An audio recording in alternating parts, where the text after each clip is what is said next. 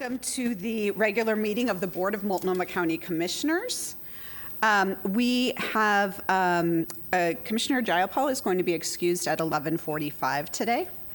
I want to start off by asking audience members to remember to silence your electronic devices. I also wanted to just remind people that we want to keep good language here. I think last time we met at the end of June, we had some language that was disrespectful, that was also not acknowledging that we had youth in the, we had kids in the boardroom, so we just want to make sure that everybody is using respectful language, as you're giving your public testimony. We do have many people signed up for public comment today, and to make sure that we're staying on track with our agenda, we're going to have 2 minutes of public comment today for folks. And I did want to say, I know a lot of folks are going to, I think there's going to be a lot of different topics people want to talk about, but in terms of, I know a lot of people are here that they wanted to talk about harm reduction, they wanted to talk about fentanyl. I will be talking about this during board comments, and the board will have an opportunity to speak on that as well, just so people are aware. So that's going to be planned for the end of the board meeting. So with that, can I have there are no consent items on the agenda, so we can go ahead and start with public testimony. I will want to remind everyone that we have a hybrid board meeting today, so we're going to have guests that are going to appear virtually, guests that will appear in person. For those people who are presenting virtually, please mute your mic when not speaking, but when you are speaking, please unmute your mic and turn on your camera. And for all presenters, please remember to state your name for the record before responding to questions or for speaking. Opportunity for public comment on non-agenda matters. This is a time for the board to hear public testimony, not for board deliberation. When it is your turn to speak, I will call your name and unmute you or call you to the presenters table. I will set a timer for 2 minutes when you begin speaking and announce when your time is up, at which point please wrap up your sentence. We received 23 verbal testimony and 1 written testimony, which was shared with board and staff.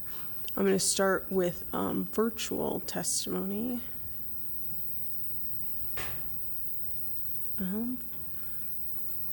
First up, we have Ron Williams.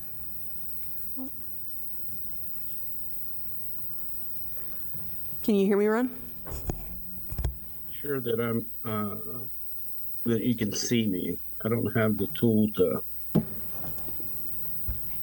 Are you able to see me?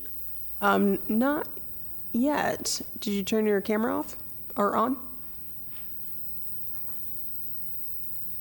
Okay. Oh. There you go. Okay, your time starts now.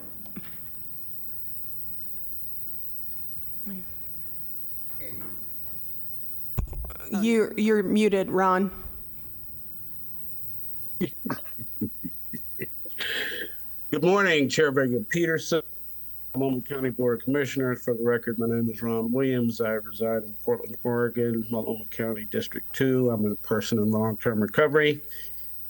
2023 is the year that Measure 110, the Drug Addiction Treatment and Recovery Act of 2020, which decriminalizes small personal use amounts of drugs and allocates or reallocates cannabis tax revenues towards addiction recovery services statewide, is getting on firm footing.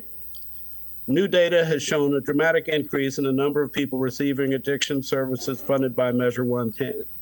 Tens of millions of dollars are being redirected to services away from expensive, harmful, and ineffective criminal system. Lives are being saved, families are becoming more stable, and communities in every county in Oregon have new services that were not available before. Last month, the Oregon Health Authority released a second quarter report on the number of Oregonians across the state receiving services. The number of people receiving substance use treatment through Measure 110 increased 44%. People in recovery who were provided housing services increased by more than 125%. More than 10,000 people received overdose prevention services. More than 7,500 people received peer support services to help with their recovery. Criminalizing addiction creates economic barriers, like making it difficult to get a place to live, a job, continue your education. Criminalizing addiction is costly to taxpayers. In the past 2 years alone, $37 million was reinvested from the criminal legal system towards addiction recovery services. Measure 110 allows us to finally bring effective public health strategies to help people. New doors of help, of hope, and recovery are opening. We must stay the course on Measure 110. Time. Change won't happen overnight, but change is coming, one person at a time. Thank you for this opportunity. Next, we have Bruce Broussard, Jason Cope, Kimberly McGare, and David Guild.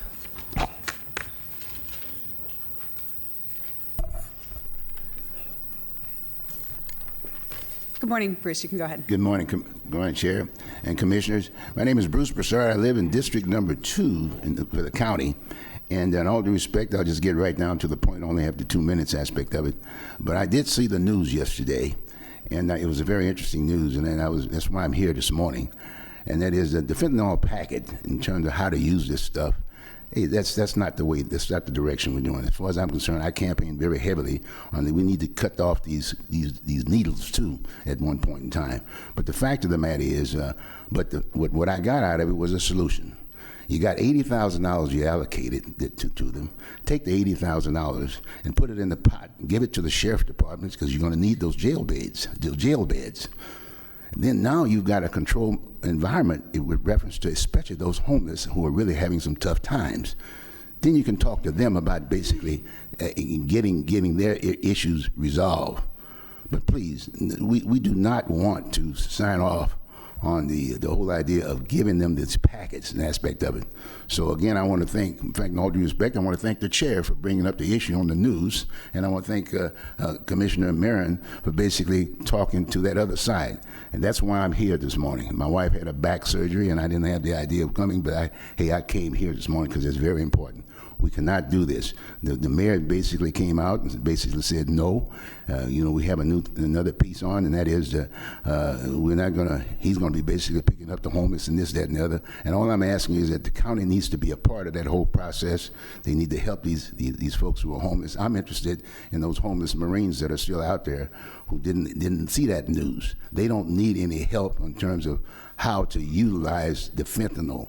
Please, let's just get back to the table and let's work for a better environment here within the county and also the city of Portland. It's the largest city. It's the largest city in the county, and that's not basically getting people coming from out of state to come here in Oregon to disrupt our beautiful city. Thank you very much. Thank you. Good morning. Good morning. I'm Jason Cope. I'm a state certified recovery mentor. I've been working at a nonprofit agency for about 12 and a half years. Before that, I was a homeless drug addict on the streets of Portland for 27 years. And I want to rebut on what that guy said about the Measure 110, because the bottom line is I spent 27 years on the streets of Portland. And everybody I knew on a Friday or a Saturday night, you might see a group of 10 people, maybe 15, doing the drug addiction hustle thing. And my office is on 4th and Oak in downtown Portland. And on any given day, I leave work and I see 52 people per block using drugs. And I work in a field where I'm consistently trying to get people into treatment. And VOA has shortened its stay. Men's Residential Center has shortened its stay. Women's VOA has cut staffing in half. So to say that all of these people are getting all of this treatment is just completely not factual. For 27 years of my life, I slept in the dirt and I prayed that people would just leave me alone, let me use drugs, and let me die because life is not worth living. I found some deliverance almost 14 years ago, and I was able to put together a life that I found worth living, and I look back on those days and I'm like, I am so glad that you didn't let me die. I had a parole officer, and I'll tell you what, as a drug addict named Crazy Jason, I made it my profession to wear out parole officers. I can make you give up on me. I bet I'm a throwaway. And I ran into a parole officer, and she was like, hey man, I'm not going to give up on you. You can butt your head against me, but the only way that this problem that you have with drug addiction and homelessness is going away is by you making it go away. And I hated that woman for that. Thank you. Thank you. I hated that woman for that, but she would not give up on me. And then one day I was like, Jason, this problem is not going away until you do something about it. And that's when I did something about it. And she kicked me off paper early, 12 years ago. All And right. I have a Jason, wonderful thank you. life Your today. time is Hey, up. thank you. I appreciate your story. The time is up. Good morning. Morning, my name's DJ Gild. I have a sobriety date of 3/11 of '87. I got intervened on, and actually in 8th grade, we had a CDAC, and I grew up in an alcoholic dysfunctional family, and started using drugs and alcohol quite early in life. So, got in a lot of trouble, juvenile justice system, in and out of the Donald D. Long home, in and out of the holding cells at Gresham police station. But we had a CDAC at Gordon Russell Middle School, and the reason I went to Gordon Russell is because I got kicked out of my other school. And then when I got to Gresham High School, we also had a full-time drug and alcohol program. So they took the resources and they intervened early, and I'm a member of a 12-step program, and so what happened is intervention early, they didn't have to take care of me as an adult. Saved the system a lot of money, I think. To give these people the paraphernalia to further their disease of addiction is, I can't comprehend it, quite frankly. I certainly think that for me, my experience was treatment. I was in treatment for 3.5 years in high school, and that worked. I certainly have empathy for these people that are on the streets. But what I had that was different than what I see happening today is I had accountability and consequences, and the people in my life empowered me to make some decisions. And my probation officer empowered me, the police officers empowered me. And what the empowerment was DJ, you can continue your behavior and you're gonna have real consequences, and I faced real consequences. Or you can change your behavior and get help, and you can live the free life. Well, today I'm living the free life. So I think I have a personal, I'll end it there. Thank you for your time, though, commissioners. Thank you. Good morning. Good morning. My name is Kim McGarr. I've lived in the county for 30 years. I have been an attorney in downtown Portland for 25. Last week, it was reported that Multnomah County was going to hand out tinfoil, glass pipes, and other smoking paraphernalia to help people use fentanyl in our city. I recognize that needle exchanges, getting people who are addicted to injected drugs to change to inhaled drugs, has some very minor support in research, but that is not what we are talking about here. In fact, the county's whole premise for this program is that they've had a 60% drop in people seeking harm reduction services. This is because these people are already smoking fentanyl. They don't need harm reduction. They don't need clean needles. It is cheap. It is plentiful. It can be smoked. There's no reason for anyone to seek harm reduction to smoke fentanyl. I work downtown, First and Morrison. Just yesterday, 7:30 a.m., 2nd Avenue, there's a young man having a complete drug-induced breakdown on 2nd Avenue. His pants are around his ankles. He's writhing in pain or psychosis. I turn the corner. There's another young man in exactly the same position. And so the county wants to help these individuals smoke more fentanyl. Is it to hasten their deaths? I honestly cannot conceive of another reason for this policy. People keep citing harm reduction studies, and I have not seen, and I beg of you to ask Ms. Guernsey to produce and make public a single harm reduction study which shows that giving smoking paraphernalia to people who are already smoking fentanyl is harm reduction. The idea that these people are going to be pushed into services by showing up to get their free tinfoil seems dubious, and I haven't seen any data to support that. Fentanyl is a game changer. We've never seen anything like it. Enabling its use is reckless and cruel. Why are my tax dollars going to be used to help people kill themselves? Measure 110 is an abject failure. Please do not make it easier to do drugs on our streets. You would be hurting the people who are suffering from addiction and the citizens who, and you're not providing a single public good. And it also, as Mayor Wheeler recognized, it just encourages more addicts to come here. Please don't invoke this policy. Thank you. Thank you. Next, we have Sue Renala. Sue. If you unmute yourself, you can begin. Am I on? Can you hear me, Sue? Can you hear me? Oh, you're a bit low. It might help if you speak louder.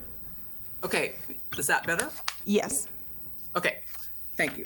Okay, I'm Sue Ranella. This is my first time making public comment here, and I must admit it is frustrating to learn of the 2-minute time change. We could have been notified last evening or this morning, since you have our contact information, so we could adjust accordingly. I did have 2 comments regarding the Multnomah County Animal Shelter, but due to time, I will address what is the recent multiple social media posts on Nextdoor and certainly other platforms making allegations regarding questionable dog euthanasia practices, which you may have likely heard by now. It appears there were extenuating circumstances based on at least one adoption return, maybe others. Regardless, the county needs to respond to these allegations as part of the commissioner's commitment to follow through after the years of neglect and lack of implementation pointed out in previous consultants' work. The county needs to show the community transparency when there are concerns, as well as helping them to understand the challenges facing animal shelters throughout the country. Thank you for your time and consideration, and I will be back next week to comment on the other issue I had in mind. Thank you. Next, we have Carmen, Eddie Rogaway, David Guild, and Alicia DeHuel.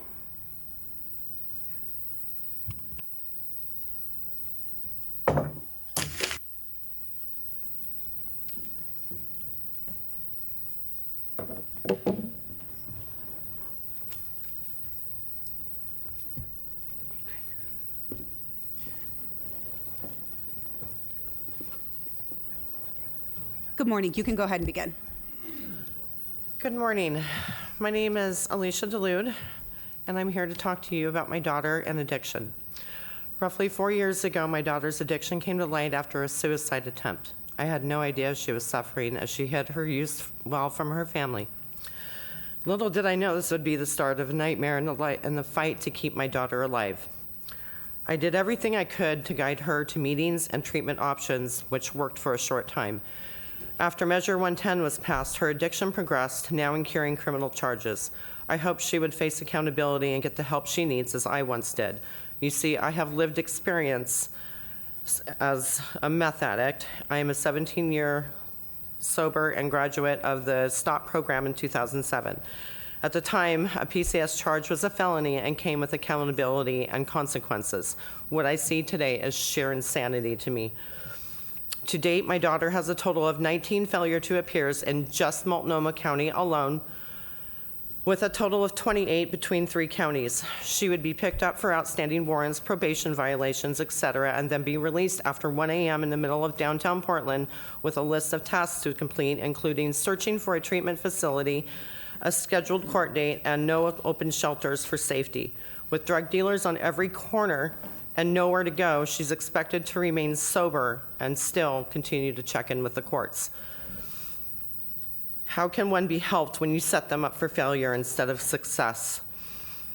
The answer is not harm reduction services. I can tell you from my own lived experience, as well as what my daughter is suffering through, there is no using safely. Just this past Memorial Day, my daughter was released from a detention center during the day test time. We had a safe plan for the last 40 days prior to that. She isn't strong enough to fight her addiction yet. She overdosed within the first hour. I got there in time to see my daughter open her eyes after being revived.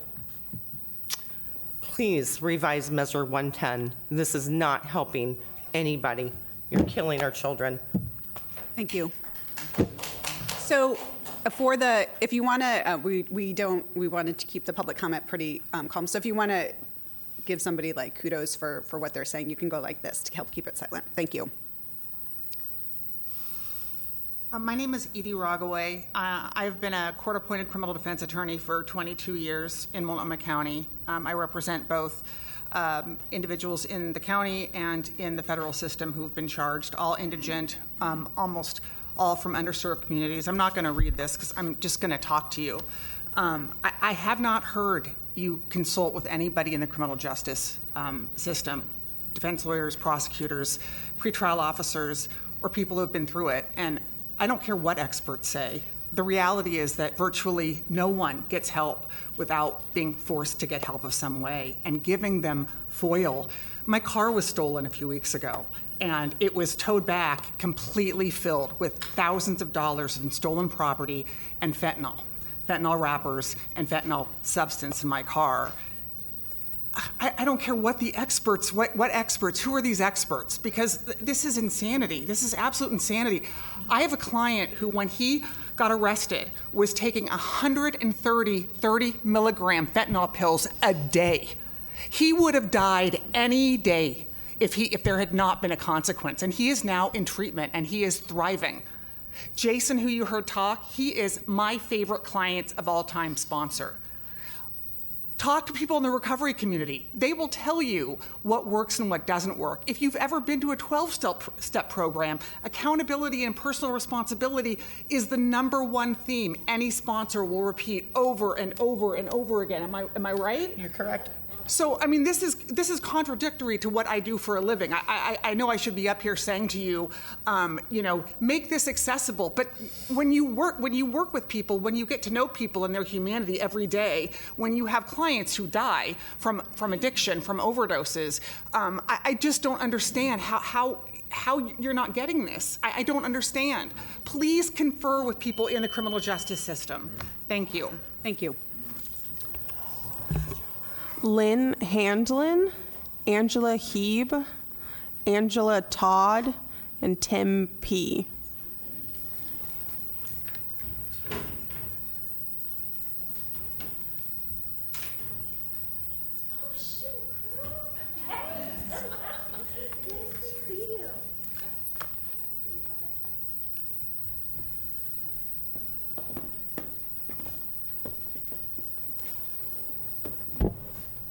Good morning. You can begin. Go ahead. Good morning. My name is Timothy P. Thank you for having me here. I'm a person in long-term recovery from alcoholism and addiction, and I'm also a certified therapist in addiction with the state of Oregon since 1985. And I wanted to talk about my experience. I went to the DePaul Center in 1979. I've been on the streets. And I can still remember my therapist to this day, and the most outstanding thing that I remember is her ability to communicate unconditional positive regard to me at that time. She didn't speak to the addiction, she spoke to the person who I was behind the addiction. She communicated empathy and compassion. And throughout my career, those have been values that I hope I've practiced to the best of my ability and communicated to those people that I was able and fortunate to manage in the addiction world. Being able to communicate empathy, compassion, unconditional positive regard is extremely important because we know that individual relationship is the most effective change agent. But I think it goes a step too far when harm reduction is moved to the point where we're facilitating addiction. I think it's perhaps erroneous to think that we need to do that in order to communicate compassion, empathy, and unconditional positive regard. We need to speak to the person. Addiction does fine on its own. It's able to take its victims very effectively and efficiently, and it doesn't need our help to do that. What it needs is someone to speak to the person behind the addiction, to help them understand that there is hope, there is recovery, and to draw a line about what we're willing to do, in my mind, does not at all drive people away from us, because when you speak to the person, they understand who you're speaking to. Thank you so much for listening to me. Thank you. Hi, my name is Angela Heeb. I'm also a recovering addict of 17 years. I lived here in Multnomah County for 35 years. I moved here from Idaho as a stupid country kid, which quickly turned into a Portland partying kid and a meth addict for 20 years.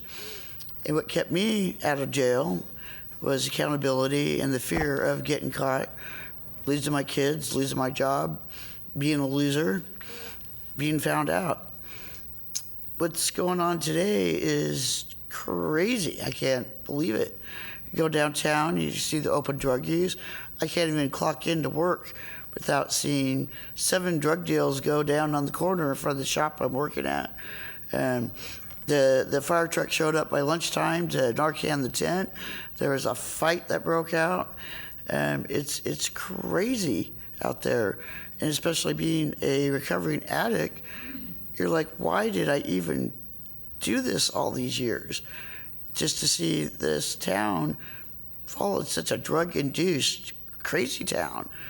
It's insane for you to think an addict is going to be okay and give them the resources to use their drugs and also legalize their drugs.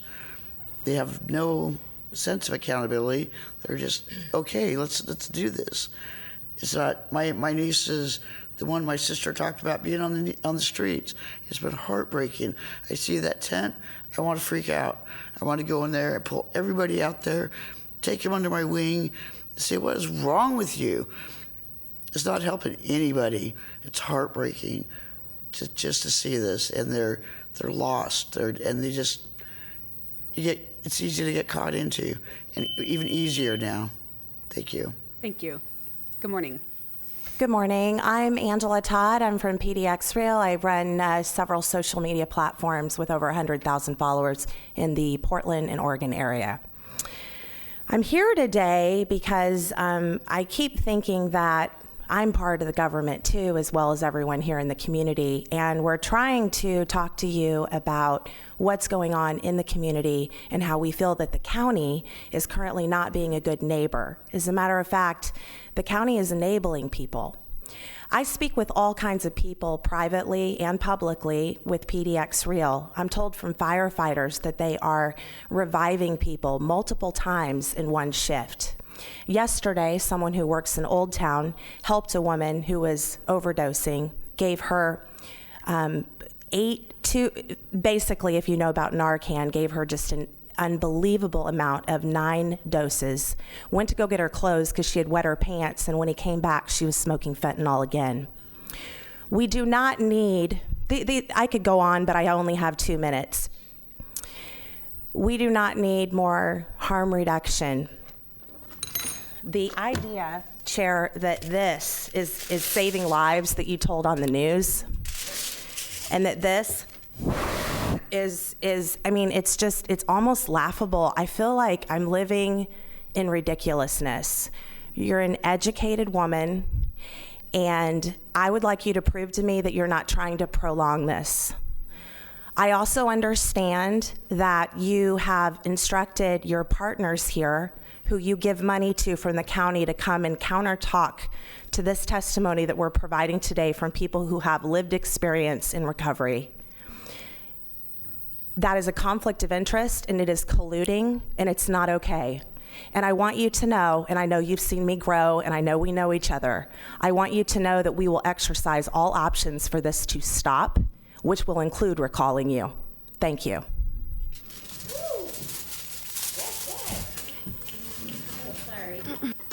Next up, we have Cheryl Gochius, David Gochius, Jason Johnson, and Sean Parmifer.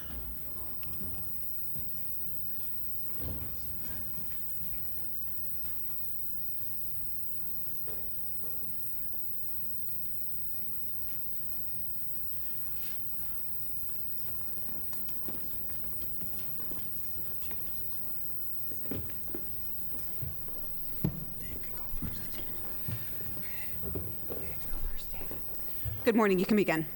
Good morning. My name is David Getchus. Thank you very much for having us. I've been clean and sober since '92, and boy, I work in this industry since I've retired, and I've sponsored a ton of people, and I'm just trying to help everybody. And I'd like to give the rest of my time up to Sean Parmenter because he says it so much better than I can. Hi, my name is Sean Parmenter. When I was at my worst in my addiction, there was only one priority, one motive, one agenda: stay loaded and drunk, numb the pain, drown out my guilt and shame with enough dope or alcohol to find some sort of comfort from an inability to dwell in my own skin. Too many voices, too many failures, too many wounds. I couldn't handle reality. The problem with finding comfort in things that destroy you is that they inevitably start destroying those around you. That includes everyone I can lie to, cheat, steal from, or manipulate in order to continue in my self-destructive path. Family, friends, acquaintances, everyone, it didn't matter. I became very proficient in drawing out sympathy from others by playing on heartstrings of kindness, mercy, and empathy in order to be enabled to get the only thing I wanted, my drug or my drink, because it was the only remedy that I knew. As long as I could convince others to help out with the very basic essentials needed to survive, I was enabled to focus on whatever I needed to do in order to stay high or drunk. I could always depend on or fall back in the arms of someone willing to feel sorry for me and offer what they thought was helping me. The truth is, all they were doing was making it more convenient, comfortable, and encouraging, and creating the very opportunity for me to continue in my debaucherous and self-destructive lifestyle and behavior. But when the resources and enablement to continue my path of self-destruction ran dry, it became less convenient, less accessible, less comfortable, less attractive, less of an option, and more of a consequence. We need resources allocated for treatment, not convenience of drugs. It took me 4 days to get accepted in a county-run detox. One of the times I was turned away because I wasn't intoxicated enough. I was trying to get sober. How could that possibly be a deciding factor? But it was. So I stayed belligerent for days and luckily had someone willing to get me to the detox center because I was completely unable to know where I was, let alone get to a detox on time, and hope I was 1 out of 20 that got selected. They literally call it a lottery. When I sobered up and became medically stable, I was then able to take an honest look at my situation and my reality. I needed help. I needed rehabilitation mentally, physically, emotionally, and spiritually. But the waiting list made it almost impossible. I found that there's more resources to keep you comfortable in your situation instead of opportunity to find freedom from it. When I was given the opportunity for treatment, I got the help I needed. I found wisdom and understanding on the root causes of why I was doing what I was doing, but also given the tools to begin the process of changing. I found within the community relationships, support, and accountability of others engaged in a lifestyle of recovery that there is hope. There is a possibility of new life. Freedom, love, peace, and joy can not only be experienced, but a lifestyle lived daily. One that has to be shared. Others need to know that they are not alone. There is hope, healing, and restoration from the very things that keep them in their addiction. We need more resources allocated to get into detox, to get the treatment that actually changes lives. Thank you. Good morning. Hi, I'm Cheryl, and I'm a recovering alcoholic addict. I have over 30 years of recovery. I'm part of the 12-step program. The 12th step says to carry the message to others, and that has been my passion for 30 years, to help others get their life back. And I have a lot of experience with hearing other people's stories, and what they don't need is to be enabled, and these policies in place are enabling them. Myself, I needed pain. I needed to experience consequences. There's no reason to change if there's no pain. And with these policies in place, they're just enabling. There's a saying in the program, in the recovery world, that says, the addict will get clean when their last enabler dies or gets help and says no. We also, me and my husband run clean and sober houses. There's a gal in one of our houses right now, Sean's wife. They're our house managers. She told me as much as she dearly loves her dad, as much as she dearly loved him, if he hadn't died, she doesn't know when she would have gotten clean. within about a week or two. She was in treatment, and she's been clean for 5 years, almost 5 years now. So it is so important not to be giving them stuff to make them comfortable. It's not helping. And it goes across the board. We need the judicial system to work. I've talked to many, many people who have gone to prison, gone to jail, and that's where they've gotten help. That's where they've gotten on their knees. Thank you. Good My name is Jason Johnson. My sobriety date's 11/30/07. Thanks for allowing me to be here. I got that date because of the state of Oregon. I got sentenced. I'm a felon, convicted felon of drug dealing. But in the last 16 years of my life, I've tried to make a difference in the community. I started Sober Living Oregon. We have 6 houses, 2 for women, 2 for men, 2 houses for families. I also have a 14-unit apartment complex for families in addiction.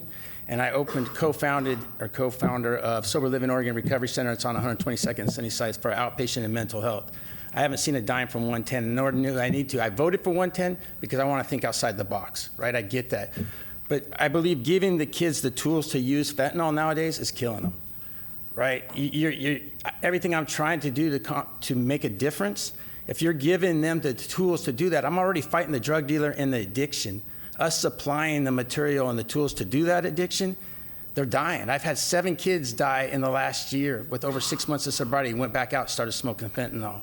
So to give them tinfoil, to give them the pipes, to give them that, I think we need to reevaluate that and look at the situation, right? Because that's another tool that's killing them. It's just as guilty as the drug dealer, right? You're giving them the exact same thing to do the drugs. So I ask that we just kind of look at that and work together and try to find a different solution. There's no solution for addiction. If there was, we're fighting an uphill battle, right? But we can make it easier. I believe it's relationships. It's the relationships of getting in and knowing these people and getting in the trenches is what's going to change this community. Thanks. Thank you. Next, we have Leslie Bienin, Kristen Olson, Monica Corey, and Michael Harrison.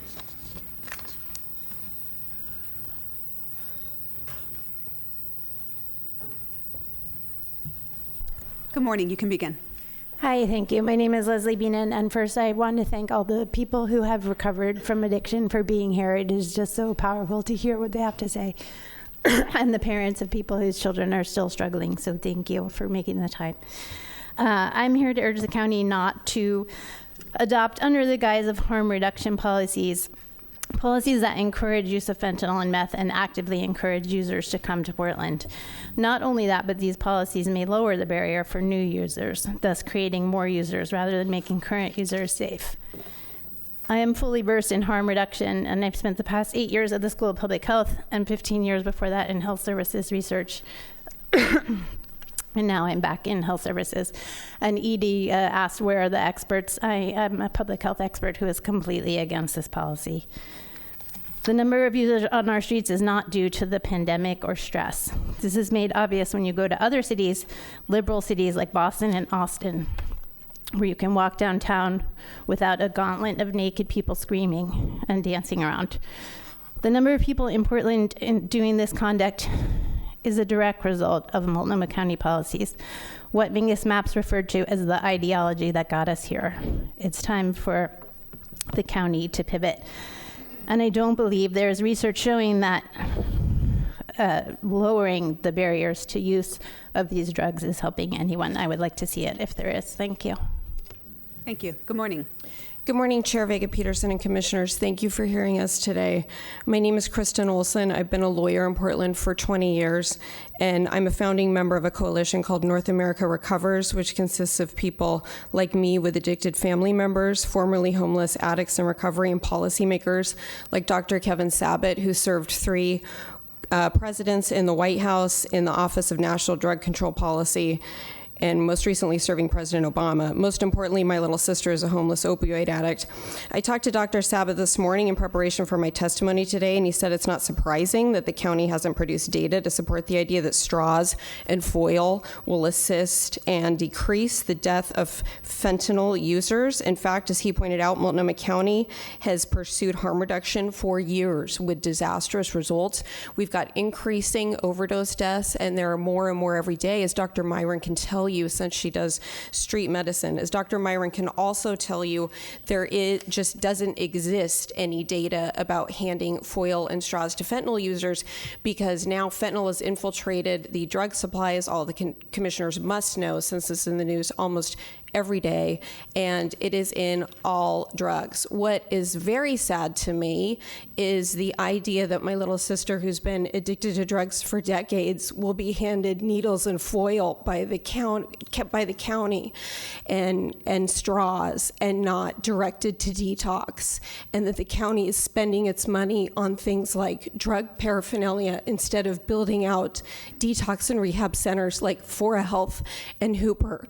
The times that she has tried to go there, they have turned her and many other addicts away because they are full. There's no way for her to get clean unless she's arrested, and even drug court is gone in Multnomah County unless you commit a Measure 11 crime, which is the most serious crime you can commit in the state of Oregon. I urge you to permanently get rid of this policy. Thank you so much. Thank you. Good morning. I believe you're next on the list. Oh, okay. Hi, my name's Monica Corey. I live in Wilkes Community, East Portland. I've been here testifying on a number of matters in recent months, and I'm blown away with the testimony I just heard. I have 5 pages here, and I can't do anything more than underscore the compelling and powerful messages that everybody ahead of me has presented to this board. You got to be shocked. And I can only speak anecdotally about my shock as an average citizen trying to go through my day, trying to raise my family and live in my community, and see the deterioration of the community because of the lawlessness that has been fostered and encouraged by Multnomah County policy. I'd like to point out that the vast majority of people in Portland are very happy with Mayor Wheeler's announcement to set time, place, and manner restrictions in accordance with state law regarding camping outside, because nobody should be arrested for wanting to sleep. But the societal contract is broken when people can take over public spaces and make them unsafe and unusable for everyone else. And the residents of Multnomah County need you to follow the leads of your jurisdiction, which includes not just Portland, but unincorporated county and other cities that need to be protected from drug addicts who will be fleeing Portland because they don't want to conform, because there is no shelter for them to go and there is no meaningful assistance. I've already seen anecdotally the uprise in people trying to sneak back into the Big Four Corners environmentally protected area that was desecrated by drugs and chop shops in the last couple of years. Gresham's seen an uptick. People have no place to go because they're not being served, and they're being allowed to live feral lives. We've heard the results and the consequences of this lack of action, but it spreads out not just from Portland, but out into the community where your citizens are living too. You need to set boundaries for the entire county, not just for Mayor Wheeler for the city. Thank you. Good morning. Good morning, Commissioners. My name is Michael Harrison. I live in Gresham. I'm speaking on behalf of Portland's bicycling demographic.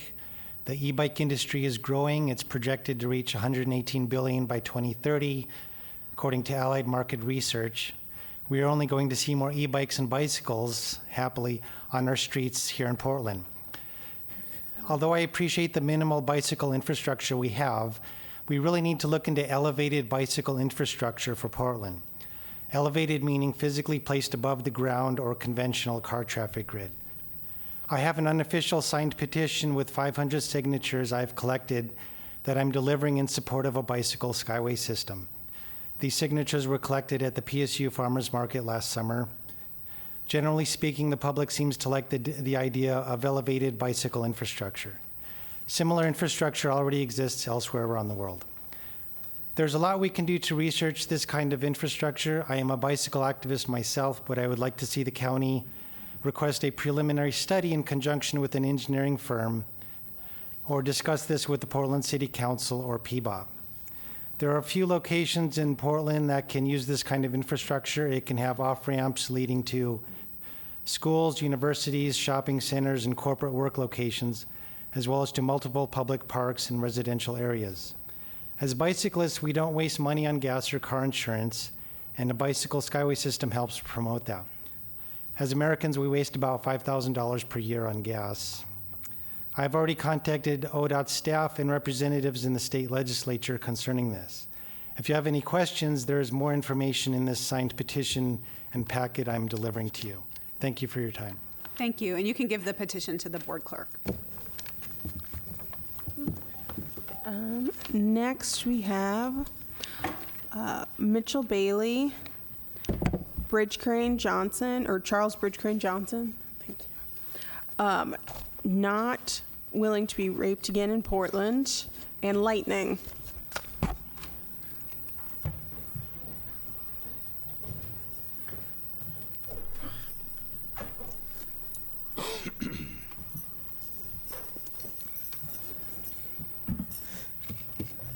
Good morning. Good morning. I'm Mitchell Herrick Bailey. I live over on 162nd Avenue and East Burnside.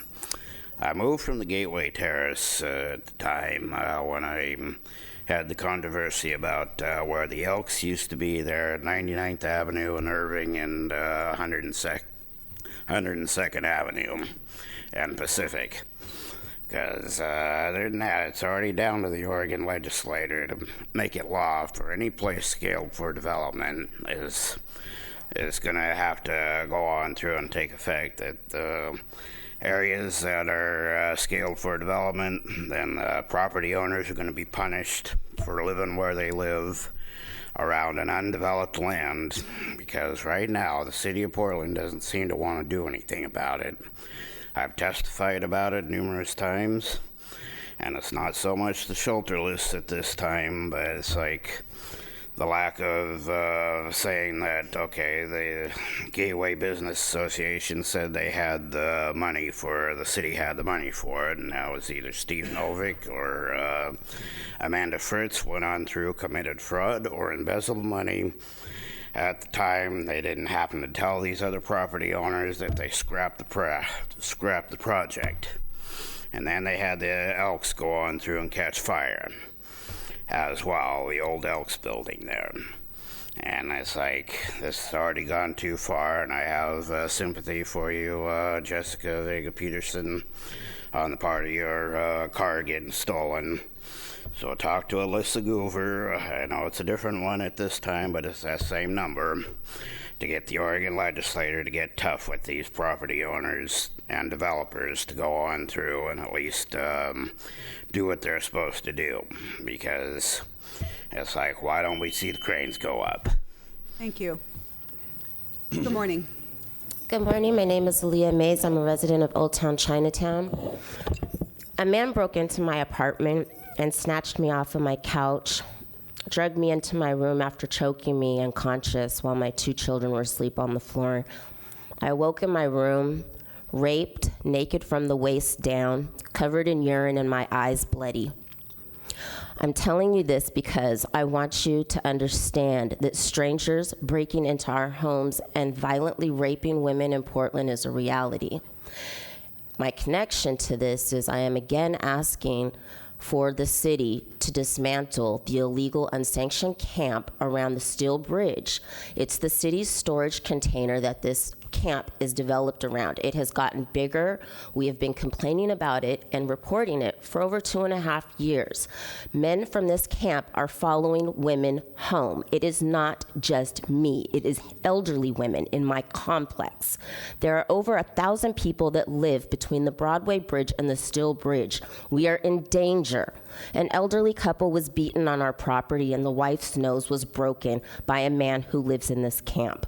When outreach workers, who Jessica Vega, I understand that you guys sent somebody out there to go and help them, the outreach workers were threatened by a man with a pipe.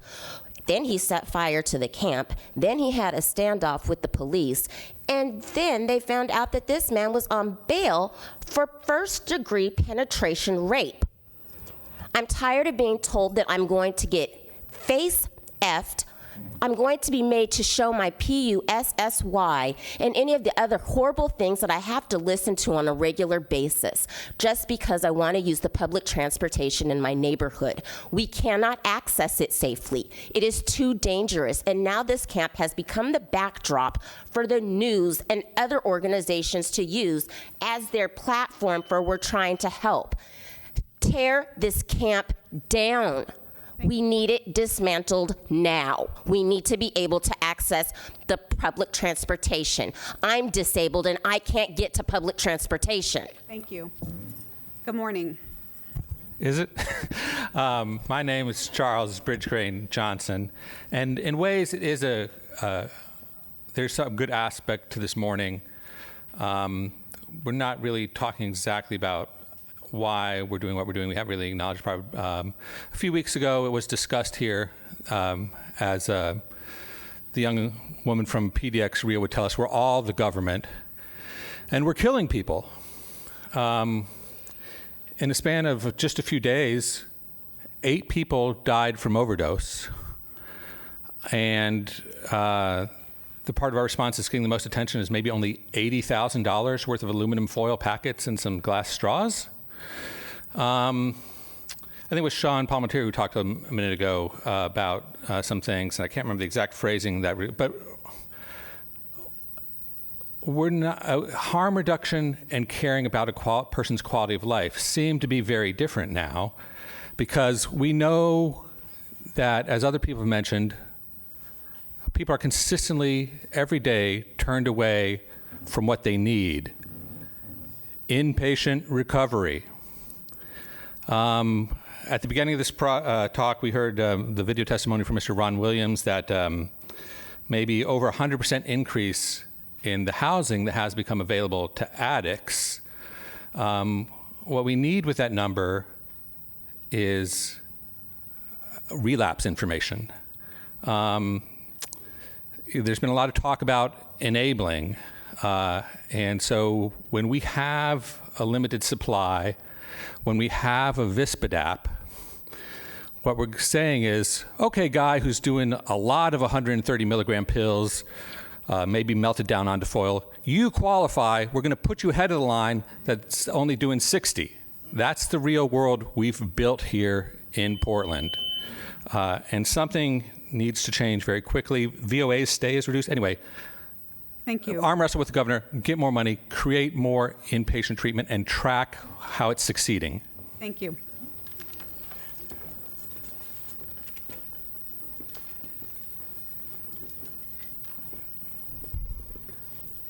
Good morning. Good morning. My name is Lightning. I represent Lightning Super Emergent Good Karma Lab. I would recommend, Chair, that you declare a state of emergency pertaining to fentanyl deaths immediately. You need to move fast on this, and you need to understand the ages that are being affected by this. You need to be working very close with the governor on this issue. Now, my topic today is on the body-worn cameras to be put on the sheriffs and the policy. Again, I want to make sure that we have access to any public meeting. I want it videotaped, audio taped. Again, I'm watching the Axon founder, Rick Smith, very close on this. I hope all of you will write this down and watch this video. Axon Accelerate Conference 2023. Why you want to watch this video is to understand from the people that are moving forward on this exactly what they're trying to accomplish. They are trying to decrease the shooting deaths through the United States by these body-worn cameras. You have to understand all the ecosystem that they're putting into place. You have to understand that they're even looking in areas on trying to reduce the data input from the officers and to go full automation, which will free up their time to provide more services out through the public instead of doing their paperwork. These body-worn cameras will be the most effective and efficient and increase productivity and protect the community members of anything that we've ever done. We are at the forefront of this. Technology is moving very fast, and take the time to review that conference to understand what you're up against and the people behind this, so you have a better understanding on why this sheriff's policy is so important, that you are all involved in this. And don't use the excuse that the charter does not allow you to do that. Thank you for your time. That's all our public testimony for today. So I will move on to R1. R1, proclaiming June 2023 as Pride Month for the lesbian, gay, bisexual, queer, intersex, asexual, and two-spirit community in Multnomah County, Oregon. Commissioner Myron moves, Commissioner Jayapal seconds, approval of R1. So good morning, everyone. Thanks, everyone, for waiting through testimony for this. I know we had some guests coming in this morning, but it's really important that we do the public testimony part of the meeting and give everyone a chance to speak. You know, it is always a really important thing when we are able to do the Pride Proclamation every single year. This year, I think it seems even more important. We have seen a significant wave of anti-trans and anti-queer legislation and organizing happening all over the country. And it is more important than ever that we take these kinds of actions to show our support, our dedication to, and our solidarity with our LGBTQIA2S+ communities. Multnomah County has long recognized these communities as part of our community. We've been doing these proclamations for a long time, but right now we're also recognizing that there is a present danger to the communities that is happening. And this year's proclamation is part of this recognition. It's our time to address and counteract these dangerous movements and this dangerous time both politically and culturally in our country. But at the same time, the ways that we show up for and share pride in Multnomah County makes me proud. We talk about a lot of times at the county our ability to, our dedication, our commitment to serving the most vulnerable in our community. Our LGBTQIA2S+ people are vulnerable in the ways that they are unseen, unheard, and unjustly oppressed inside our communities and system. But we also know, just like with so many communities, they are incredibly strong in the ways that so many members of this community have been local, state, and national leaders in fighting for rights, celebration, and the reversals of injustice. This has always been a time for celebration and uplift. I had an opportunity yesterday morning at 7 a.m. to attend the Dragathon at Darcells as part of setting the Guinness Book of World Records for the longest drag show.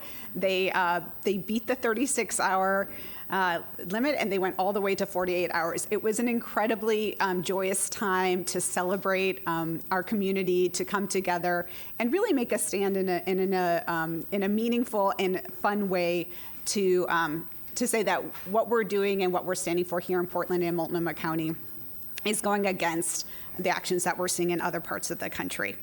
I am so glad that we have this opportunity to bring forward the proclamation today, to hear from so many of our community members. I appreciate the chance to work with Commissioner Myron and her office to bring this proclamation forward and to honor the legacy and the future of our LGBTQIA2S+ communities at Multnomah County.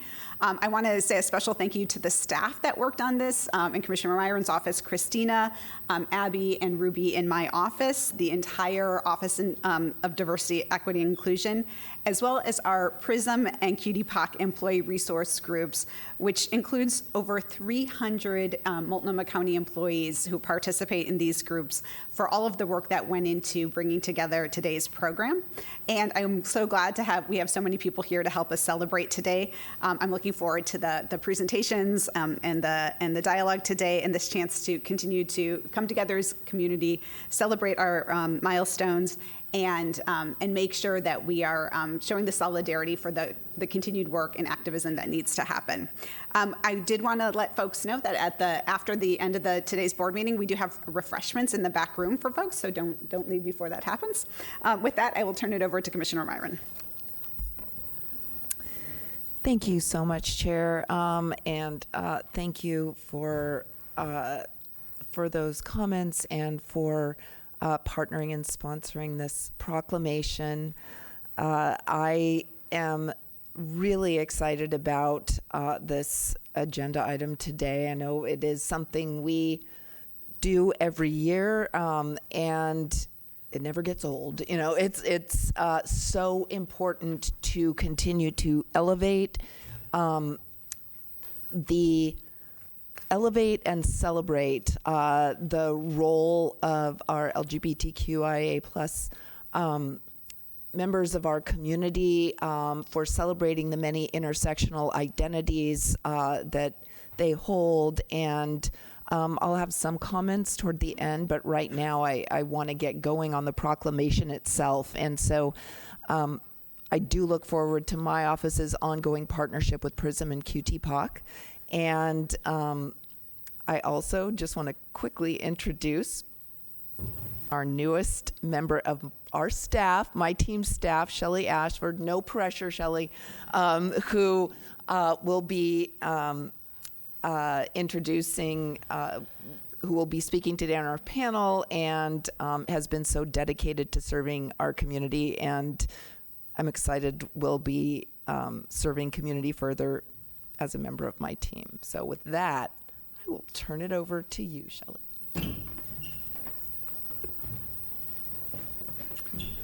Good morning. Good morning.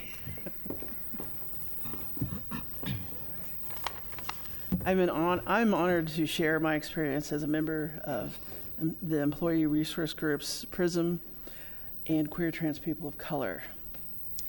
My name is Shelley Patrice Ashford. I identify as African American with ancestors who were stolen from Africa. I honor my lost North American indigenous ancestry. I welcome and accept all pronouns. I identify as gender nonconforming, non-binary. I live successfully as with chronic illness. I've been employed with Multnomah County for 6 years. I'm old enough to qualify for senior discounts at some businesses and have been active in the queer community since I was in my late teens. These groups provide safe space, support, community for the county employees who identify as LGBTQIA2S+, and supportive allies. I was introduced to these groups during my county onboarding in 2017. Soon after, I became a member and have stayed a member of both groups since. I served last year as the events chair and primary leader of Queer Trans People of Color. I found community at work with others that identify as I do. These communities celebrate positive celebrate the positives and commemorate the negatives of navigating life as a member of the queer and intersectional communities. These groups provide support and understanding during difficult times in the community at large and at work. The membership supported me and each other through many challenges, such as isolation of working from home during COVID. These groups hosted tele-socials and supportive spaces for members. These groups have provided learning sessions to non-member county employees regarding pronouns and other topics in support of LGBTQIA2S+ employees. A short list of my positive experiences I have with these groups are attending the 2023 County Trans Day of Visibility Proclamation, joining PRISM with the Pride Parade, Portland Pride Parade in 2018, leading the meetup for Beaverton Pride in 2020, attending queer-focused arts and entertainments with members. Most importantly, I have met and befriended many awesome and heart-centered fellow employees. I now would like to pass this to Jersey Rodriguez and James Dixon, who will speak on their experiences with PRISM and Queer Trans People of Color at QTPOC. Good morning. Well, I'm Jersey Rodriguez. My pronouns are they, them, and I'm pretty sure y'all know my name. because I have been trying to reach out to y'all for quite some time, and I'm going to say right now, I ask that you do not rush me, because I don't think it's appropriate, because I've lost so much time, and you guys haven't given me any of yours, so you're going to take the time to listen to me. Agreed? Okay. I've heard time and time again, safety, trust, and belonging. I'm done listening to these empty values from our county. History repeats itself, and our history is not what we want our future to be. Not just in the United States as a whole, but the dark history of the state of Oregon. We need to stop trying to fit into spaces that cannot contain us, spaces that society tells us to conform to. We need to create space for ourselves where we can exist without muffling our identities. People like us who are othered from society make the conscious decision to go out every day and be ourselves in the face of a world we are pushed out in. And the very existence of us causes hate and violence. We want the future generations to live unapologetically, not just to stand up against these systems, but to rewrite the systems in place. Those growing up in our community deserve the freedom to be themselves with no fear of retaliation or violence, to just be kids and get to know themselves and grow into confident, value members of our community. Not because we told them who to be and how to act, but because we gave them the space and guidance to grow into themselves. Our kids don't need to spend the rest of their lives trying to recover from their childhoods. The worst enemies are the ones that are homegrown. This is more than just a faceless warning. I have been targeted in my place of work, in the county for my identity, my values as a trans person. I have fought this tooth and nail and have been given nothing and barely any support from the resources provided to me in the county. I'm not asking for something outlandish, only the right to exist without active discrimination for the accountability of those who choose to extend this treatment to myself and others who don't fit in their box.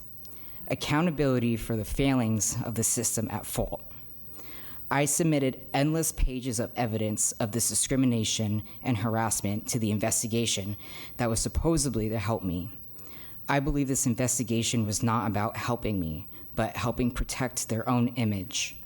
They used less than 8 pages of the documentation I submitted in my case and couldn't care less to update me on their findings. I am not a priority to them. I am a liability, sticking out like a sore thumb to be poked and prodded at, to be gotten rid of. This is the quote from the county. If Jersey requests, the county is willing to re-enter the ADA process to address limiting Jersey's presence in areas that are activating or traumatic. For these reasons, the grievance is respectfully denied. HR. Limiting my presence was their only solution to them. I am the problem, so why not take me out of it? I have been expected to continue to show up in an unsafe environment with no action to make it safer. I have been continuously and purposely misgendered and physically intimidated. We shouldn't have to justify why our lives hold the same value as anyone else. There should be accountability, not just mandatory trainings to check the box of compliance, but real accountability that creates change. I'm not the only person in this room today to experience this type of treatment and be met with the same lack of care and concern. And I want to say that throughout this mistreatment, Director Kyler Merrill Armstrong has given me support to those in our community and to me specifically. We serve our community by being our most authentic selves. There are those few and far between who care enough to make real change, but it takes more. When those in power are silenced, it causes violence. It is them holding the gun and letting someone else pull the trigger. There is a demand for change, a need for it. You can't hide behind your 6 figures forever. And I also want to say that I see some of you smiling when you're addressing that LGBTQIA plus community, and I'm here and I'm not smiling. I have been treated so poorly, and I'm angry, and I'm just extremely disappointed, and no one will understand what it's like until you actually go through it. And those who haven't experienced the things that I have or anyone else here behind me, it's a privilege.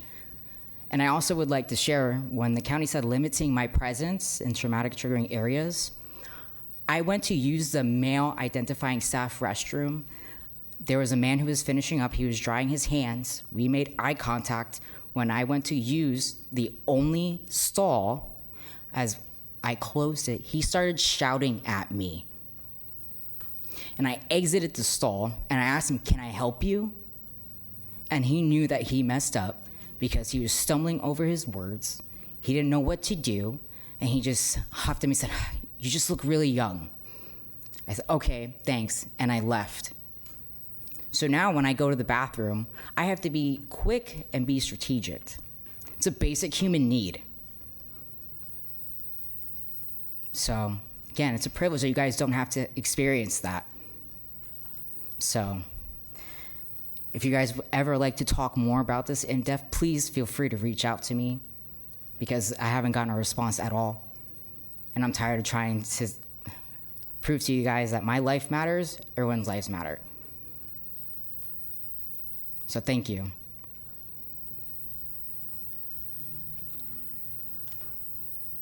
Hello, Commissioners. Good morning. I am James R. Dixon, the Black Youth Suicide Prevention Coordinator within the Behavioral Health Division of Multnomah County Health Department. Over the past 9 months in this role, I've come to realize that my position in suicide prevention was a deliberate and purposeful choice. Not only is it a KSA culturally specific role that requires specific knowledge, skills, and abilities, but the assigned hours also provide a wonderful work-life balance. From day one, I had a clear vision of what I wanted to achieve in my role here at Multnomah County. I'm incredibly grateful to have a team that supports and celebrates me as a peer and a colleague. It is crucial for me to work in an environment where I can truly be myself, authentically Black, queer, neurodivergent, and a veteran. The peer-to-peer mentor program has also been instrumental in helping me integrate into the team. In my role, I have the honor and pleasure of supporting and prioritizing Black youth and queer youth. As a public servant within a government system, transparency, trust, and respect are always at the core of my work ethic. This community is not only the one that I serve, but also one that I'm a proud member of as a resident of Multnomah County and a proud transplant Oregonian born and raised in North Carolina. When I was initially given my business cards, there was an issue with the pronouns not accurately reflecting my gender expression. I use he and they pronouns, and at the time I was informed that I had to choose one or the other. At first I accepted this, not wanting to disrupt the status quo. However, after connecting with my colleagues in PRISM, I realized I was not alone in facing this challenge. With the incredible support of my team, friends, and colleagues, we identified this as a systemic issue that could be easily resolved. I am pleased to say that my business cards have been corrected. However, my primary concern is that what started as a systems issue inadvertently became an equity issue for myself and others. I'm immensely grateful to have colleagues who fully support me, and I strongly believe that this support should be extended to others as well.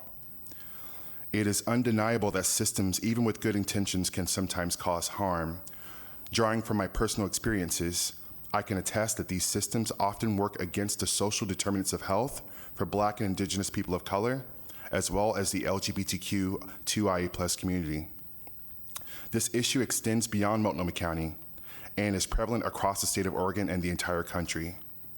To strengthen our organization, it is imperative that we break down problematic silos, foster deeper connections within our departments, and adopt trauma-informed approaches to intersectional equity. I'm incredibly thankful for the leadership and support of my colleague Sam Silverman with ODE, the PRISM and QTPOC employee resource groups, and the unwavering love and support from my suicide prevention teammates. As the Multnomah County Health Department promotes a culture of yes to care, I firmly believe that this sentiment should be extended to every single staff member. Our diversity should be celebrated and honored, and I'm genuinely hopeful that we will continue to expand our efforts in this regard. Lastly, I want to express that words hold immense power, and there is great power in intention. And I want to express my heartfelt gratitude for your attention today. I'm excited to continue our collaborative and transformative work together and look forward to the future. Allies are revered and welcome, but I want to send a huge shout out to all the unwavering collaborators, cohorts, and co-conspirators, because we can't do it alone, and life is better when we are here together. Thank you for your time, and happy Pride. James R. Dixon. Good morning, Chair and Board of Commissioners. My name is Sam Silverman. My pronouns are she, her, hers, and I work in the Office of Diversity and Equity as a Senior Equity Policy Analyst with a focus on LGBTQ2IA+ inclusion. When James shared their experiences earlier this year, I collaborated with them and C. Bondurant to co-design a survey that we shared with the PRISM and Queer and Trans People of Color ERGs. While the survey was most specifically about access to gender-affirming county identification, we also wanted to use this as an opportunity to ask our queer and trans staff about ways they self-identify so that we could update our internal language to be more inclusive and gender-affirming. I'm going to share a few slides with you as a snapshot of what we learned from our ERG members and how we were able to use that information in the recent updates to Workday that went live last month. I have a few slides if you can bring those up.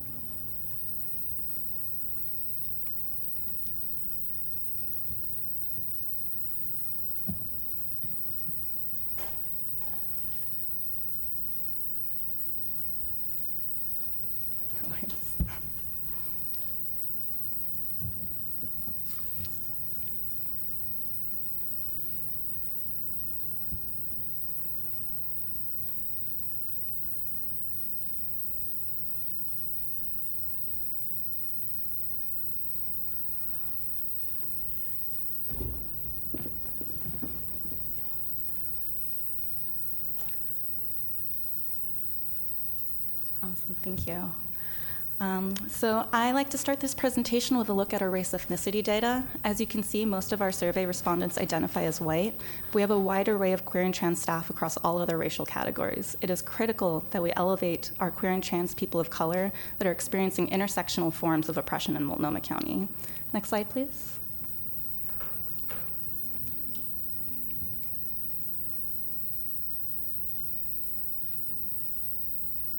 Awesome. This is, in theory, the most comprehensive data that we have on the gender identity of our queer and trans staff. When the Evaluation and Research Unit released the HR Trends data earlier this year, just over 50% of data related to gender identity was missing due to this information not being entered in Workday. We know from the results of the survey and from concerns raised by many people over the years that part of the problem was the need to update our gender identity categories to be more current and inclusive with language that is accepted and confirmed by members of the community. Pardon me. Thankfully, I got the opportunity to work with the HR Workday team and the ERU to update the demographic questions in Workday. If you can go ahead and go to the next slide, please. These are the changes that were made to the gender identity question. As you can see, we added and expanded several options based almost entirely on what was provided by staff in the survey. Next slide, please. We also updated all of the pronoun options that are available based on what staff said that they are using to describe themselves. Next slide, please.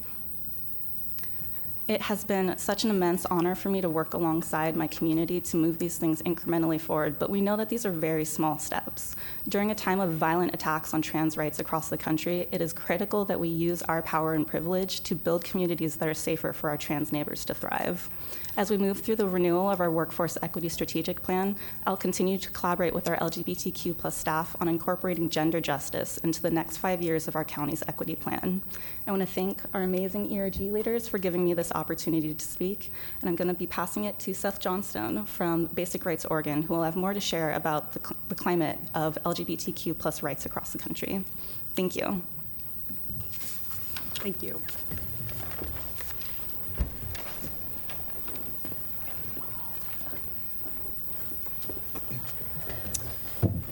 Hello. Good morning. Good morning. My name is Seth Johnstone, and I use he, him pronouns, and I am the Transgender Justice Program Manager at Basic Rights Oregon. Thank you, Chair Vega-Peterson and members of the Multnomah County Board for having us today. It's great to be here during Portland Pride Week, and this is a time when the LGBTQ2IA+ communities get to celebrate our uniqueness, our diversity, and our fierceness that exists in our community. It's also a time for queer and trans folks and our allies to unapologetically be loud in supporting our rights. It's in that spirit that we are here today honoring the recent passage of Oregon House Bill 2002. Basic Rights Oregon and our partners who are here today at Planned Parenthood Advocates of Oregon, the ACLU of Oregon, and the Cascade AIDS Project were all involved in the passionate and dedicated crafting and passage of this crucial bill. And I want to thank those partners that were in the room today and folks who I worked in coalition with who really were the backbone of writing and creating this bill. As states across the country take aim at gender-affirming care, other trans rights, and the right to abortion and other reproductive health care services, Oregon has asserted itself as a leader in protecting and expanding these rights. HB 2002 doubles down on the state's commitment to protecting and expanding these rights, protecting abortion and gender-affirming care providers in our state, ensuring that they cannot be criminalized for providing legal care in Oregon that is illegal now in other states. HB 2002, which will soon be signed into law by Governor Tina Kotek, also expands the number of gender-affirming health care services that must be covered by by both private and public insurers in Oregon. These provisions mean that healthcare providers in Multnomah County can focus on delivering the life-saving and life-changing medical care that their patients need. They don't need to worry about being political pawns or facing legal adversity in providing care. They also can be confident that these insurance plans that cover their patients won't be a barrier to their trans patients getting the care that they prescribe and prioritize. House Bill 2002 is truly something worth celebrating this Pride Month. Through all the attacks that have taken place, our community rarely gets a moment to pause and celebrate and say we have established a protection rather than experienced a threat. We thank the members of the Multnomah County Board who voiced their support of this bill, and we also urge you to continue advocating for your trans and queer employees and constituents. Thank you for this historic moment that we get to celebrate and honor and recognize, and happy Pride. Thank you so much, Seth, and thank you to all of our presenters today. Thank you for everyone coming forward to share your perspectives and your stories. I'm going to go ahead and read the proclamation, and then we will have a chance to have comments from the rest of the board.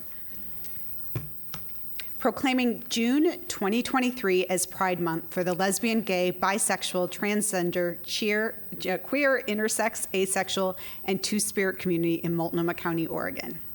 The Multnomah County Board of Commissioners finds June 2023 marks the 54th anniversary of the first march on Christopher Street, 1 year after the Stonewall Inn riots in New York City.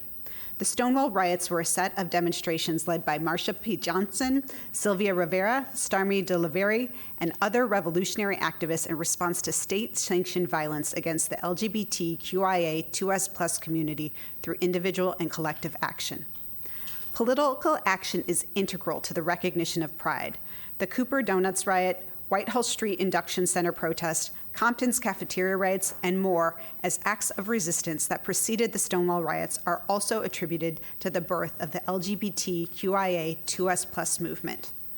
Pride is a critical time to recognize queer as an identity that transcends into a politic through challenging the status quo and the act of disrupting racism, sexism, ableism, heterosexism, transphobia, xenophobia, and economic injustice so that all people oppressed by systemic injustice can achieve liberation. Multnomah County recognizes the impact that colonialism and slavery continue to have in erasing indigenous and enslaved people's cultural practices, language, and societal recognition for sexual and gender identities that exist outside of and debunk those conventional systems that are ingrained into society. Black, Indigenous, and other people of color community members have worked tirelessly to interrupt racism in community spaces, as well as homophobia, transphobia, heterosexism, and misogyny in BIPOC spaces. This includes communities coming together to create culturally specific Pride celebrations. Asian Pacific Islander Pride, Portland Black Pride, Portland Latinx Pride, and Queer and Trans Pacific Islander Pride. BIPOC and transgender members of this community continue to experience bias, discrimination, and systemic oppression in our systems at higher rates due to the intersection of racism, misogyny, heterosexism, and transphobia. Multnomah County acknowledges and affirms a commitment to address disproportionate economic and health outcomes and barriers to essential resources and services that this community experiences. The past year has seen a significant wave of anti-trans and anti-queer legislation and organizing. Multnomah County recognizes that LGBTQIA2S+ communities are in present danger and commits to protecting these communities.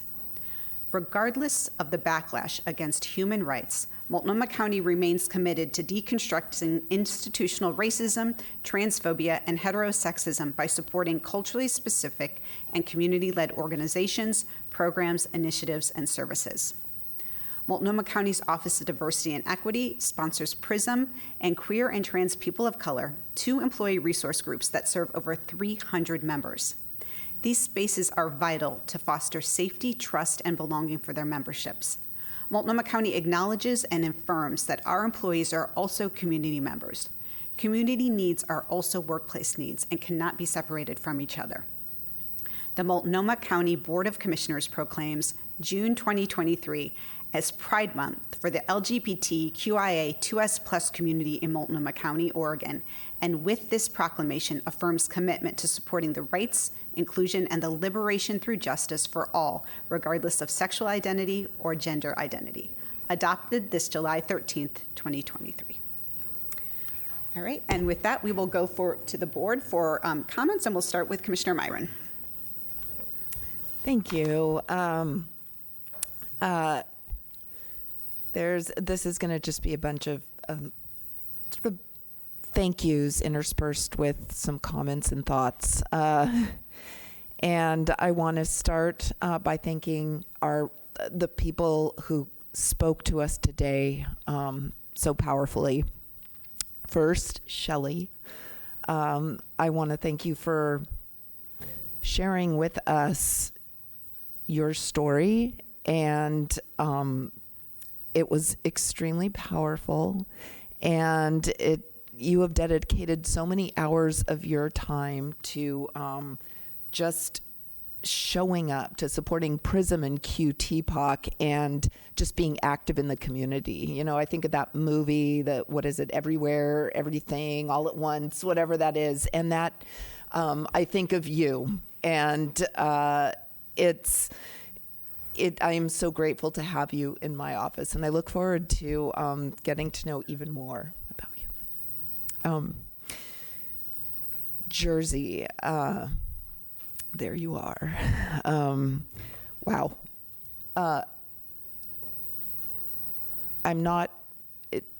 It's hard for me to find words right now to express my feelings about what you had to say.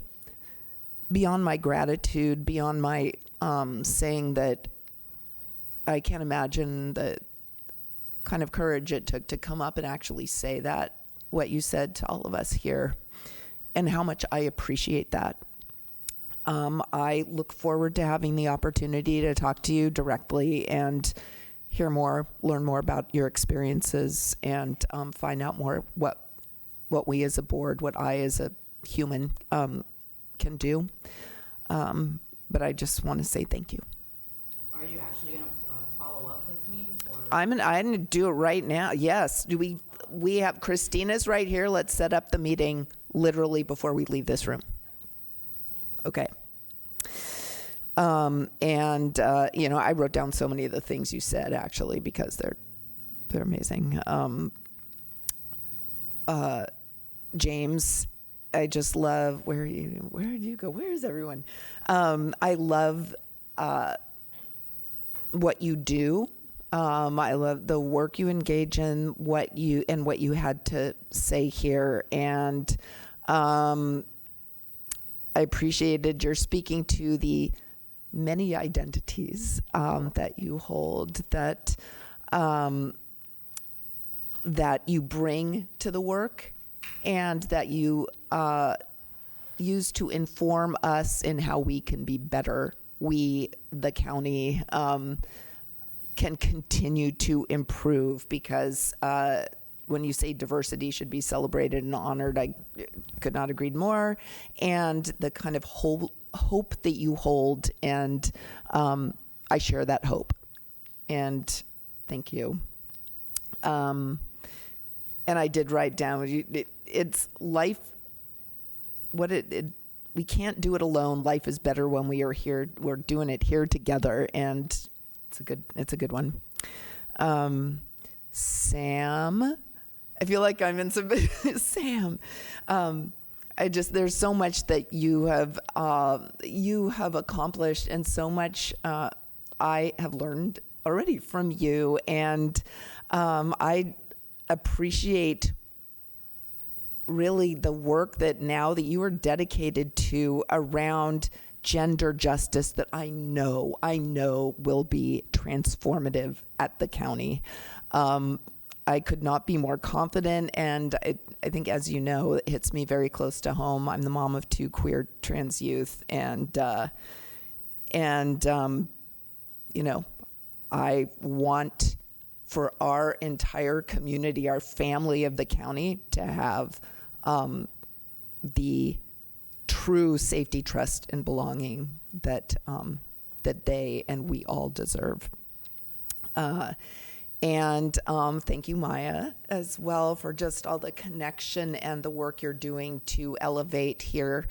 It is meaningful and powerful, and I really appreciate that even since the transition from the prior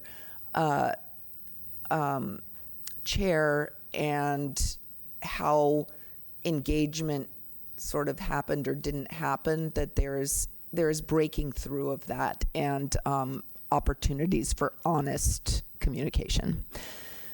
And finally, thank you to my staff, Christina, I think you're, there you are, who has done so much to truly show up, be vulnerable, and be your authentic self in these conversations. And you've done so much work for Pride and working with PRISM and QT-POC, and I'm grateful for you.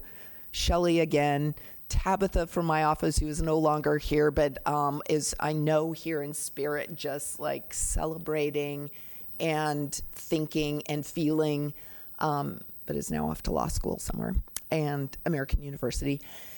And I think that's, Seth, where are you?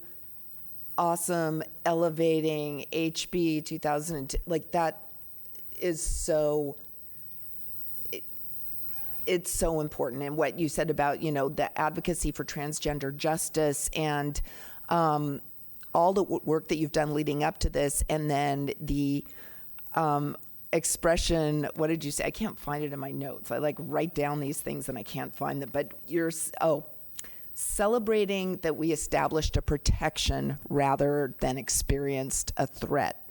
And it is powerful beyond belief and important beyond belief and makes such a difference. So thank you for your work, for elevating that here for us here today. And that's it. I wish I had some like deep closing statement. I don't. Gratitude, thank you, and celebrate. Thank you, Commissioner Jayapal. Thank you, Chair. And thank you, Chair and Commissioner Myron, for bringing this forward. I've had the opportunity to do it in the past, and I just always appreciate this proclamation.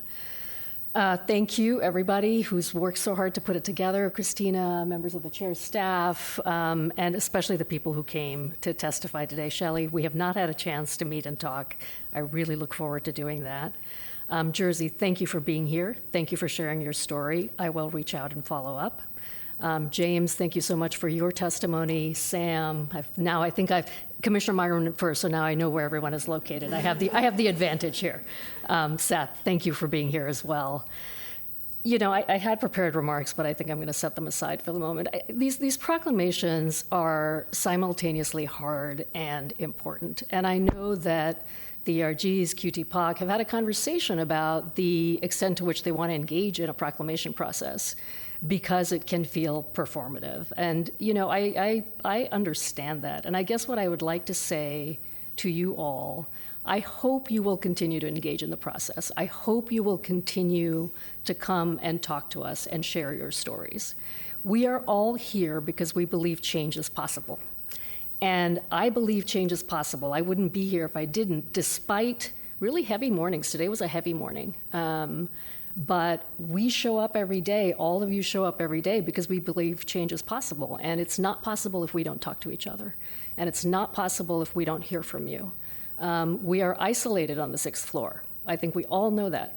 So we need to hear from you. So Jersey, I appreciate you reaching out. I'm sorry that we missed it and didn't follow up, and we will.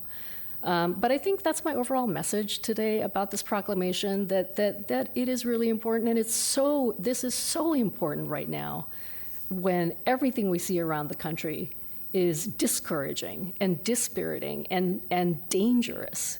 But Multnomah County is still a refuge. I mean, I think we are still seeing that for all of our imperfections and all of our flaws and all of the work that we still have to do. We are a refuge, and we need to continue to make this place a refuge. And I think we have to focus both on the sort of the macro level of protecting rights and the right of everybody to be who they are, to self-determination, to love who they love, to live where they want to live, and also focus on some really practical things like, do we have shelter for the community? Do we have transitional housing for the community?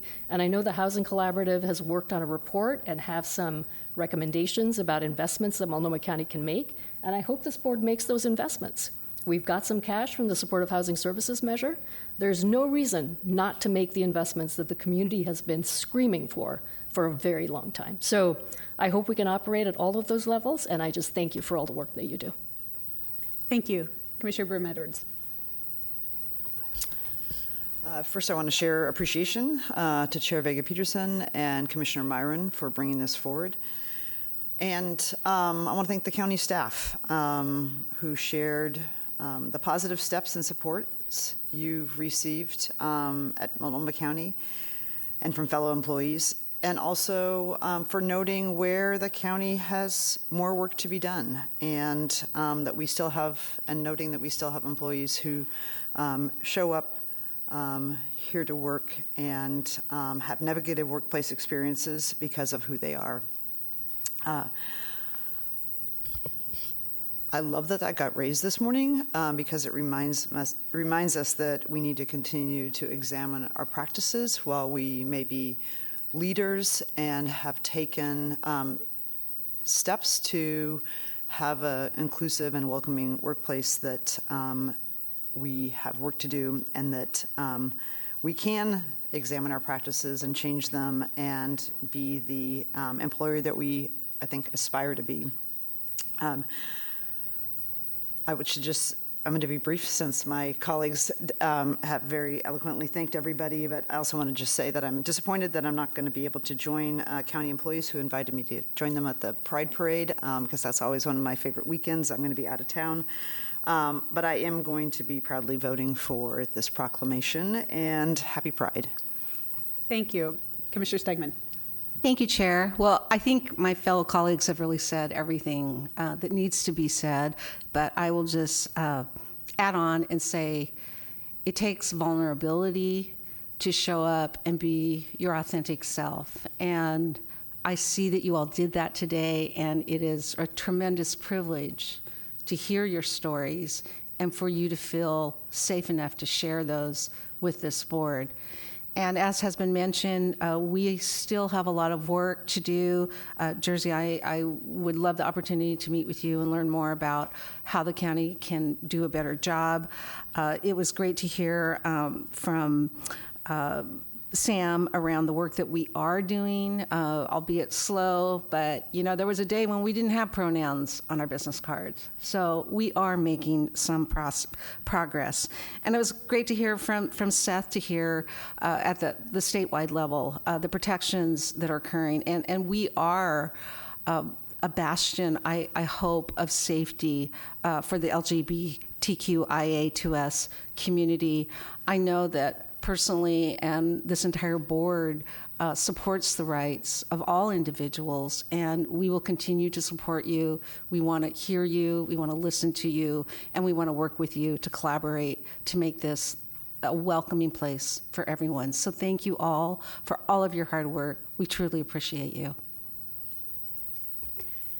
Well, thank you. And I just want to add my thanks again to everyone who came to testify. Thank you so much, Seth, for you being here, for all of the work that BRO and all of the allied organizations that did the incredible work to pass House Bill 2002 in an incredibly challenging legislative session. I think it was taking commitment from a lot of organizations, a lot of advocates, and a lot of elected leadership to make sure that that bill was going to move forward despite all of the alignment against it, and that's something that was a real achievement and a really important thing, that we continue pushing these things forward in Oregon and making sure that these rights are enshrined in our state law. And I think that's important as we look at the history of Oregon and the long-standing biases and racist legacy that we have as a state. I also want to thank everyone who is here from the county, who is a county employee, for being a part of this. I appreciate Commissioner Jayapal's bringing up about kind of the tension between how do we handle these proclamations and so that they're not performative. I really appreciate the engagement from PRISM and from QT-POC today. I think this showed that these are not just about performative, proclamations. It's about how can we really address where we are, face the challenges that employees are continuing to experience, and use these as a chance to engage and push this work farther. So I appreciate all of the situations that have come up from James in Jersey. Sam, thank you for talking about the ways that we are using our data. We are engaging with employees to expand that work, and I look forward to continuing conversations with all of you after this. And I really want to say that, just to reiterate what I said at the beginning of the comments, Multnomah County has been and will continue to be an ally, a conspirator in the work that we need to push forward for our LGBTQIA2S+ community. And this proclamation today is a way to do it, and it's just one of the many ways that we will be doing this. So with that, can we have a roll call vote? Commissioner Myron? Aye. Commissioner Jayapal? Aye. Commissioner Brim Edwards? Aye. Commissioner Stegman? Aye. Chair Vega Peterson? Aye. The proclamation is adopted.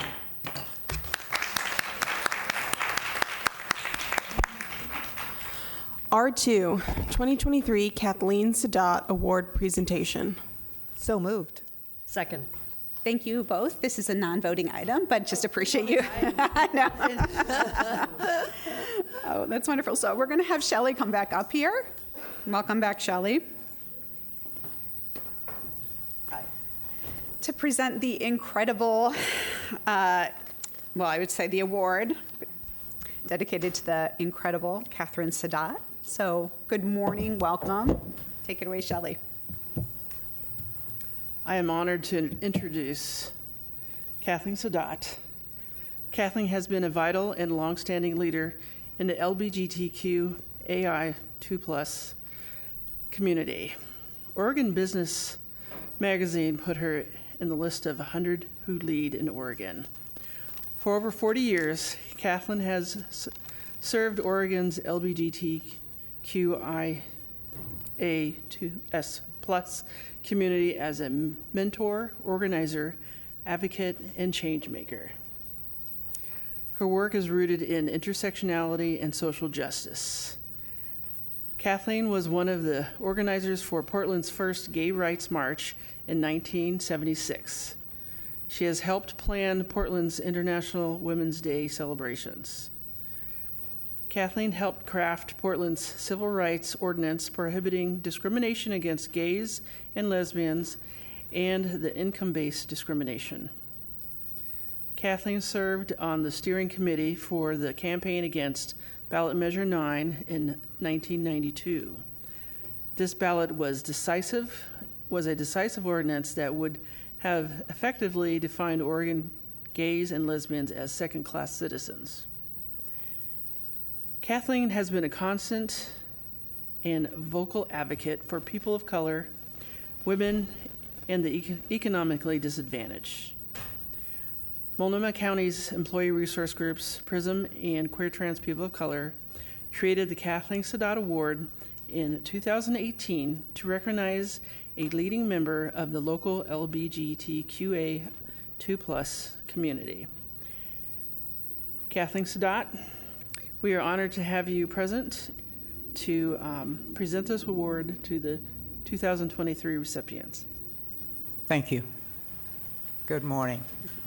Good morning. Thank you for having me. and thank you for taking the time to have a proclamation again, and at this time, a very important time. It's not just an acknowledgement of the existence of our community, but it's a statement in support of and a statement about our value to this community. We are important. We give. We help. We teach. We do things. We change things. We care. And we've been doing it a long time. And sometimes people don't notice. But with the proclamation and your elevation to make us more visible, people get to see that we are participants in this democracy, participants in the life of this city, contributors to building it, to changing it, and to bringing it joy. So thank you. You said I was a long-time activist. Well, when I started out, there was only one initial in that line. It was gay. And I was a part of adding lesbian. And I was a part of adding bisexual and transgender. And since I've retired and become more of a recluse, the list of initials has grown so long that I have to write it down. I think it's important for us right now to hold our ground. I think it's important for us to establish protections. But I think it is also important for us to acknowledge that we need to take on the role of leadership by being adamant about the rights that people are trying to take away. And that isn't just for the Board of Commissioners. It's for all of us, everyone in the community, to start to challenge those things that are offensive gently, but to challenge them, to raise questions about them, to become more aware of what it is that we can do to make the changes necessary. The bigger and broader the coalition we build, the stronger we become. And if we're not building coalition, I'm not sure that we're doing the work. So everything that we do, we must think about how to expand the groups, the people involved. The LGBTQIA2S+ communities contain every kind of variation you can think about. We are a coalition. We must assert ourselves as leaders in the fight for democracy, because that is what we're fighting for right now. We are fighting against forces that want to make us, a number of us, second class, third class, or non-existent citizens. That awareness can instill fear, but I hope in spite of the fear we might feel, it will also inspire us to be courageous, to speak up, to act, to think with others, to connect with others, to hold hands, to shake hands. And I hope that we will remember that none of this can be done without courage, love, and forgiveness. You cannot have a friend, a family, lovers, community, any kind of viable democracy without forgiveness, because we all mess up. So remember that. This year, I'm pleased to present the award to Serena Saturn. And I'm pleased to meet you. This is an advocate, an activist, a teacher, a policy shaper, a community worker, a research scientist, and a role model for everybody. Thank you. You are doing so much. I just kept reading about you last night. Google her. She has been working in a fascinating way to bridge the gap between what we are in terms of our genetic makeup and our chemical makeup, and how that influences or might influence our social behavior. This is amazing. I want to talk to you about it, actually.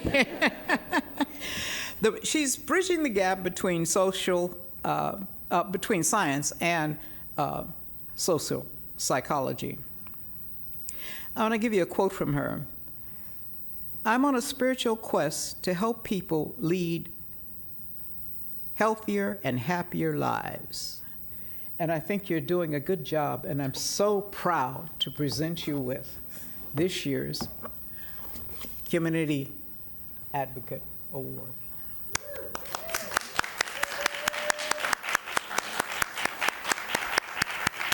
You're doing good.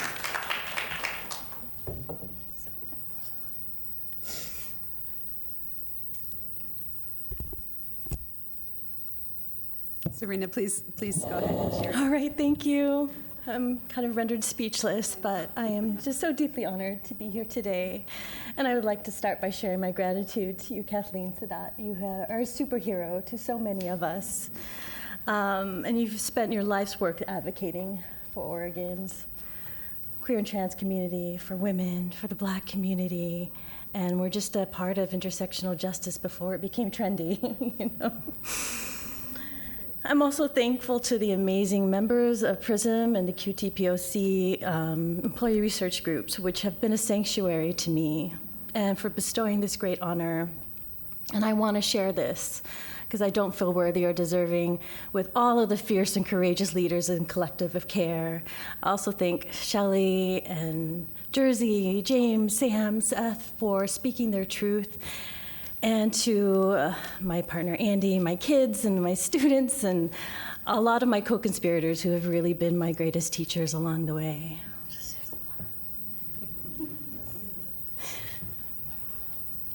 I also extend my appreciation to the Board of Commissioners for celebrating and recognizing our community in this proclamation of pride.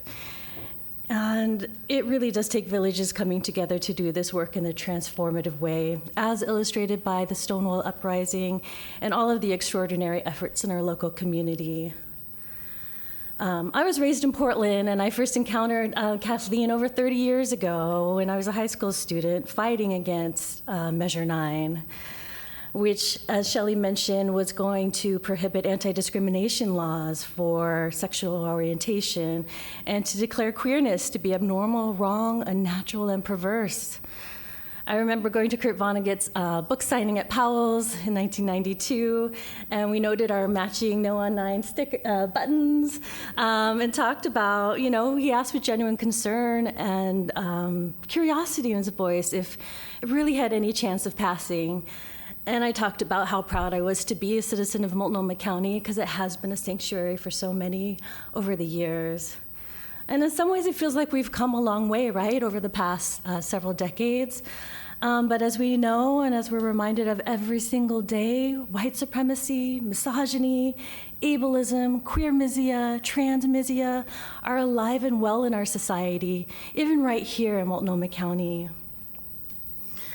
As Kathleen mentioned, I was a scientist and professor for a long time, and I did a lot of stuff around the emotional care of QT BIPOC and also survivors of sexual violence. We did a lot of suicide prevention and spent a lot of time at the St. John's Bridge looking for those who were suffering. And then we realized we need to look upstream to see what's making these people want to die. And that's clearly a lack of affirming spaces that provide a sense of belonging and affirmation for their well-being, their safety, and their healing. It's really societal ills, not personal failings, that are the problem here. And my next job was to be a community research evaluation scientist from Multnomah County. I was so excited to land this dream job to showcase all of the amazing culturally specific care we provide to the community. And this is really bittersweet for me because I had so much support and empowerment from the directors, but I resigned from my position because of the intersectional inequities and the toxicity and exclusion I have witnessed in the workplace. And oftentimes the people causing harm, as Jersey mentioned, are rarely held accountable, and those that want to help are usually rendered helpless in a system that doesn't have the mechanisms for healing and for justice. So rather than throw a bunch of shade, I'm going to throw some sunshine and rainbows about what I've seen from the QTPOC and also the PRISM groups that I think we can all embody, both as a county that's serving others and also just in our society. We need to develop a community of continuous learning and unlearning. It relates to as it relates to intersectional equity. We need to decolonize our minds and get rid of our old patterning. And that's hard to do, but it's so important because we're doing so much othering, judging and hurting others, and that's just a natural human tendency that we can really undo with evidence-based practices. We need to gather and follow the data. We can celebrate our sacred QT and BIPOC and feminist identities while paying attention to who's most vulnerable and harmed among us. We need to practice cultural humility, a lifelong commitment to self-evaluation and self-critique, keep our egos in check. Yes. We need to collaborate and mentor. Older adults have so much wisdom and lived experience to share with us, and one of my superpowers was just to let youth, especially queer and trans youth, lead the way so we can do right by them to build a more inclusive and understanding society. And to radiate kindness and equanimity, it is so much easier to be mean and to be judgmental, but if we keep up a practice, we can continue to be naturally compassionate and trauma-informed. So these steps are not only going to help the well-being of our county workforce, but also the community that we serve in a very transformative and inclusive way. People are being harmed and traumatized every day, but there are so many things that we can do together to build a culture of healing and understanding and empathy. We must commit to doing better and being better. And thank you again from the bottom of my heart for this opportunity.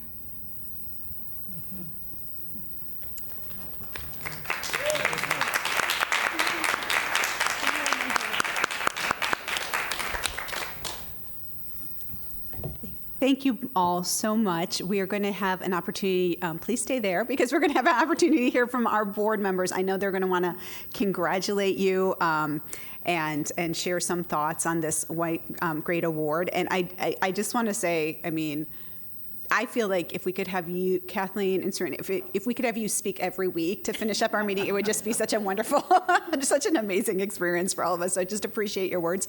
I'll give Commissioner Jayapal a chance because I know you have to take off in a little bit. Thank you, Chair. Thank you so much, everybody. You know, a long time ago, someone gave me this advice about speaking. They said it's not so much what you say, it's how you make people feel. I will say that with both of you, it's both what you say and how you make us feel. So thank you for your remarks. Kathleen, you know, I don't need to tell you that you're one of my superheroes, you know that.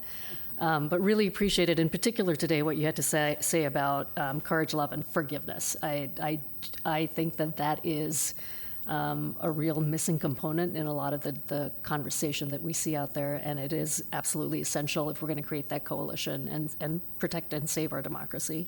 And Serena, I too would love to have coffee with you and learn more about that research. That sounds wonderful. I did a little bit of reading about you this morning, and you know, it is obvious that you've been such a source of leadership and comfort and love and warmth for all of the young people that you've come into communication and contact with. So thank you from the bottom of my heart for that. You know, if you did nothing else, that would be just such a wonderful, wonderful asset that you've brought to our community. So thank you.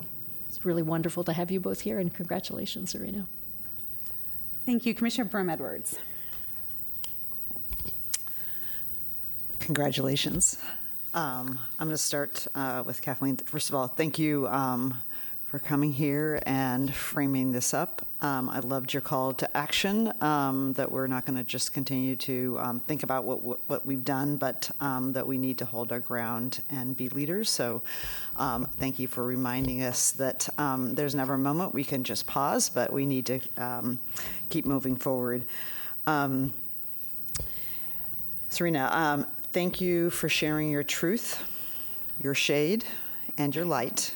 It's really important for us to hear that. Again, just like with the employee panel earlier today, it's important for us to hear where we're making progress and where we still to continue to push, or where we still have work to do. So thank you for doing that as part of your comments. And again, congratulations. Well deserved. Thank you, Commissioner Stegman. Thank you, Chair. It's been such an honor to have you here and to have this award. And Shelley, you get such a great job today. So thank you so much for being part. I know that you're fairly new, but clearly you're a huge asset to District 1 and to the entire county. You know, I can really see your auras and the inner essence, and a lot of times we forget because we're all wrapped up in our titles and, you know, our roles, but really I think what we're all searching for is to be seen and to be recognized for who we are. And you three do that, and I can feel your energy and your love, and I mean, and what wisdom, Kathleen. I mean, I'm in awe of you.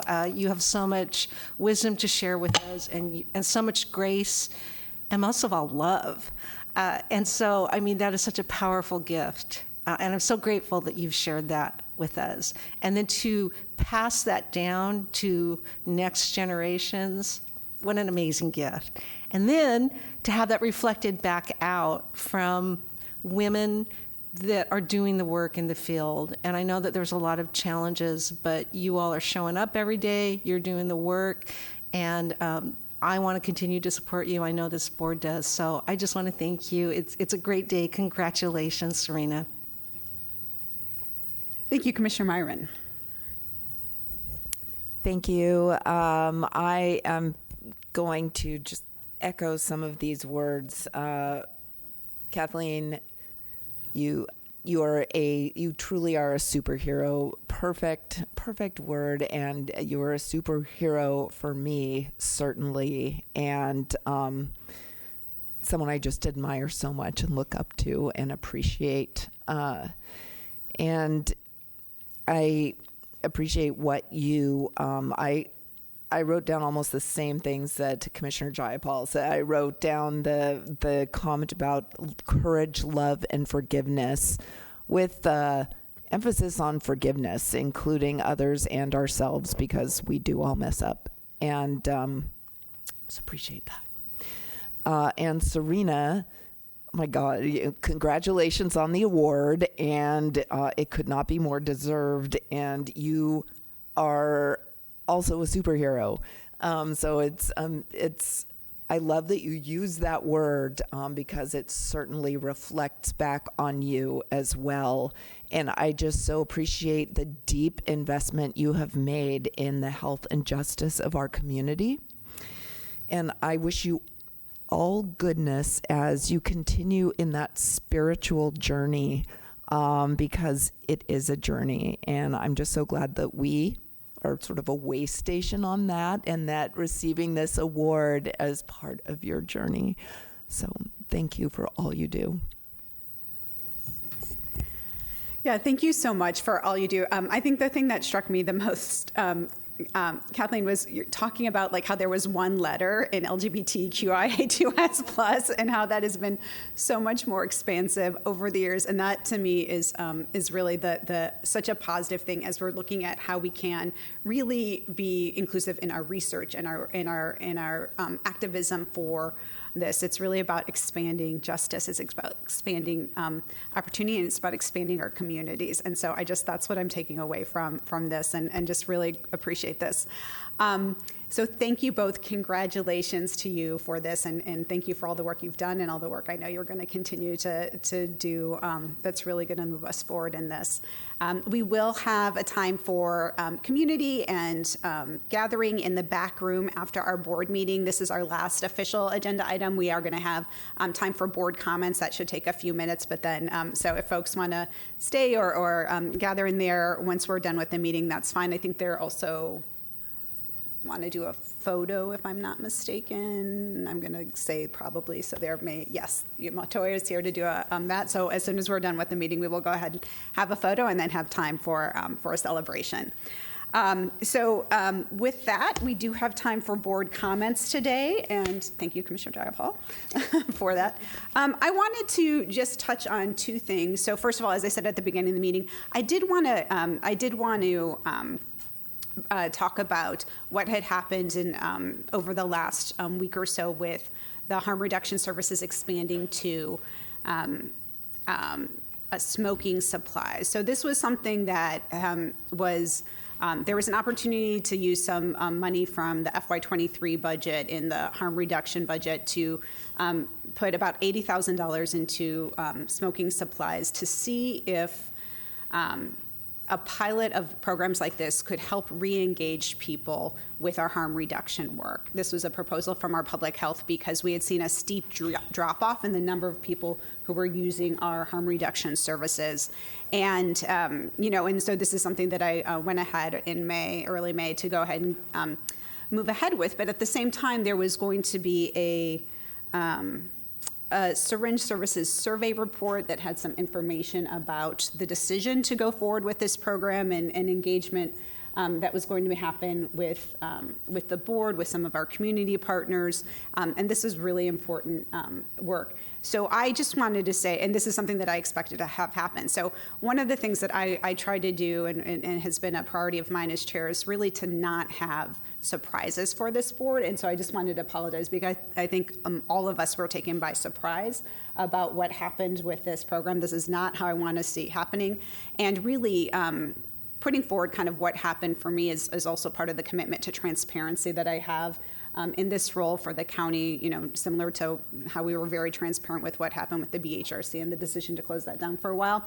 That's something that I want to make sure we go forward. So we are pausing, I will say we're probably pausing indefinitely at this point so we can make sure the work is going to happen on many fronts that this program is viable to move forward for our community. I do appreciate the folks who are coming in and raising their perspectives and concerns on this, and I think that we can have further conversation with the board about that as well. But I just wanted to, because I know, I've talked to you individually about this, but I also wanted to make sure that it was addressed publicly here in this forum. So I just appreciate all of that. And I am looking forward to the Pride Parade on Sunday. I wanted to we usually talk about some events that we'll be participating in this weekend, and that is definitely one that I am looking forward to. I know many people on this board are probably going to be attending that as well, so looking forward to doing that. I am glad we were able to have the proclamation aligning with our Northwest Pride Parade so that we can really kind of continue to move Pride forward and not just be 1 month, but be more of an all-year thing as we know it should be. And then with that, I just want to open it up to the board. So Commissioner Brim-Edwards, do you have board comments this week? You're not going in the order. Oh, that's okay. That's okay. I was just like, oh, it's me. So I had a couple items I wanted to raise, and you just had to bring up the Pride Parade and just rub it in that I'm going to miss it again. It's one of my most favorite events. There's just so much great energy and celebration during that event, and bringing people together, all of the letters. But the two issues I wanted to raise, I really appreciate your comments, Chair, about to avoiding surprises. I think it's great governance practice, and I appreciate that because I think it'll allow us to come together around solutions faster. Because I was surprised about the rollout of the specific harm reduction tactic, and I appreciate your decision to pause it, the specific piece around distributing of the smoking supplies of foil and straws. As I've said before, and I said during the presentation that we had earlier, which I really appreciated the health department coming and sharing at least the sort of beginning overview of how we're going to approach this public health crisis, that the best long-term harm reduction is access to treatment and sobering services. And I also think, as what was demonstrated in that earlier meeting, is that access to treatment is difficult and challenging, and that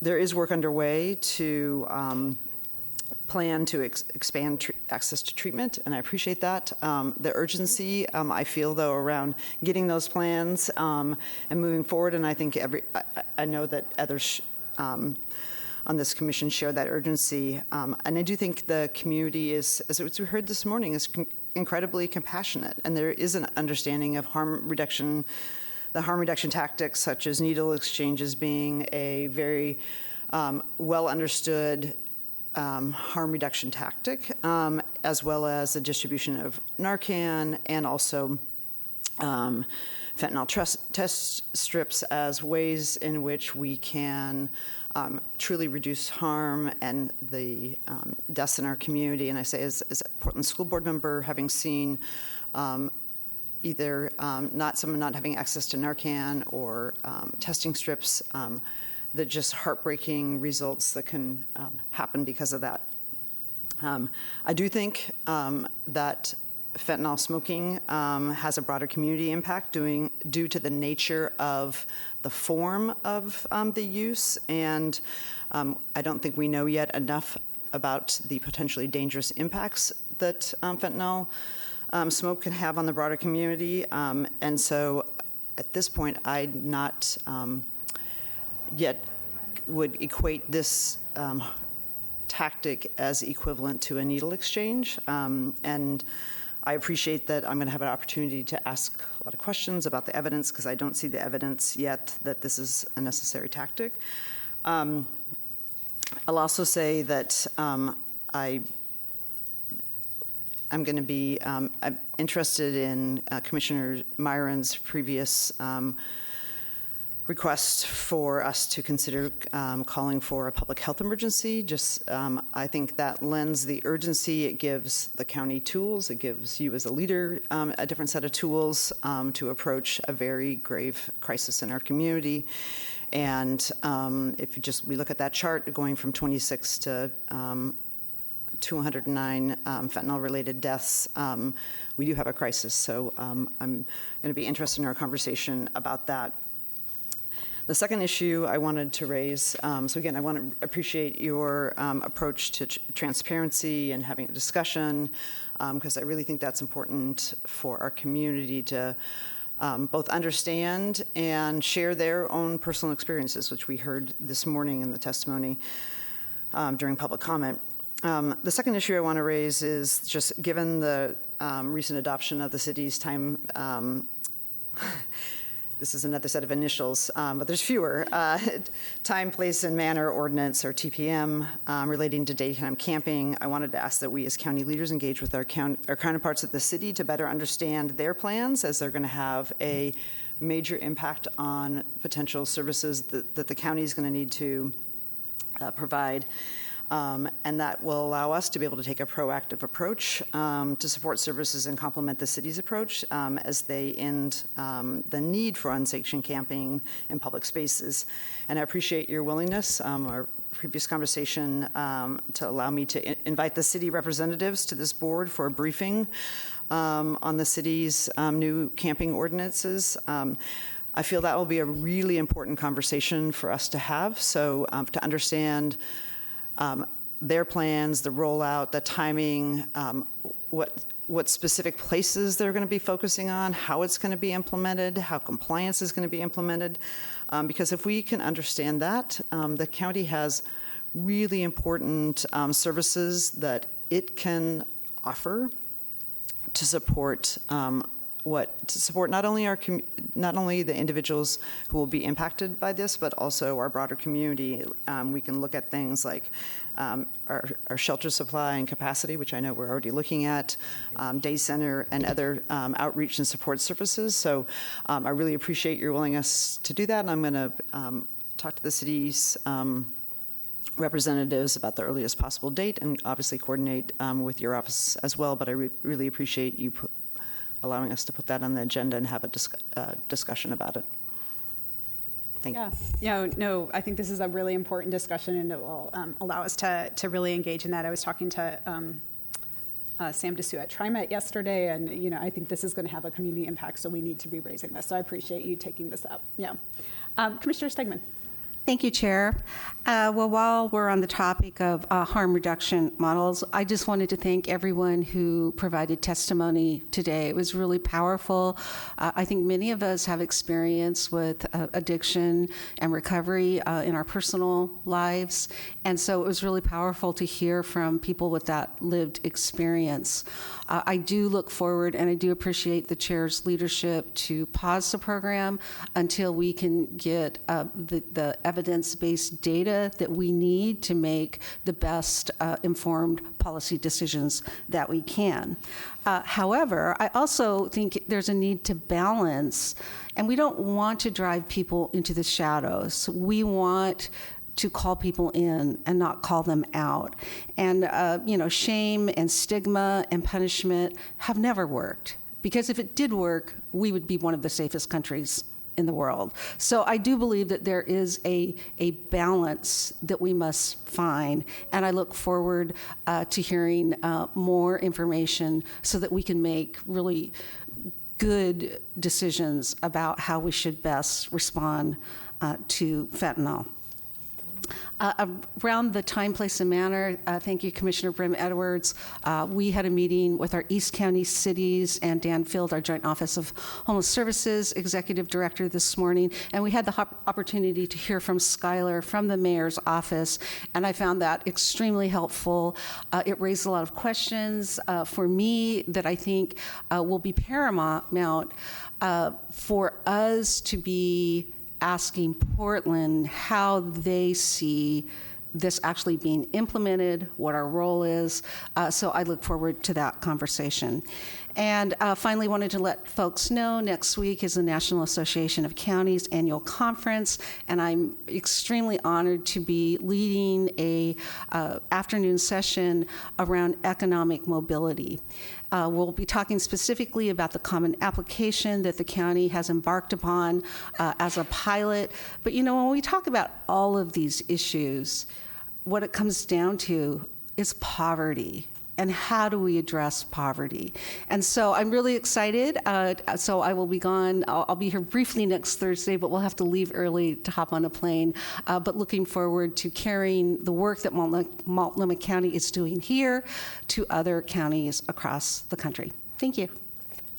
Thank you. And Commissioner Meyer, before you go, I just wanted to, Commissioner Brim Edwards, so this was kind of like the third opportunity for board members to speak in the meeting. So I tried to go like first, second, third. So you can keep that in mind for future. If it's like the third chance to speak, you'll be going first. So thank you for the clarity and the transparency. It's like I'm not as an introvert, I'm not relishing public speaking, and so it's like, oh, I wasn't quite ready.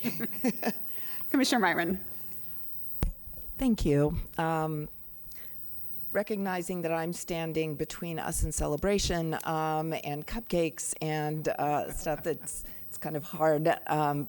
But I do have some things that I would like to discuss. And I did get back from vacation over this weekend, and being away for some weeks gave me time to reflect, which is always good.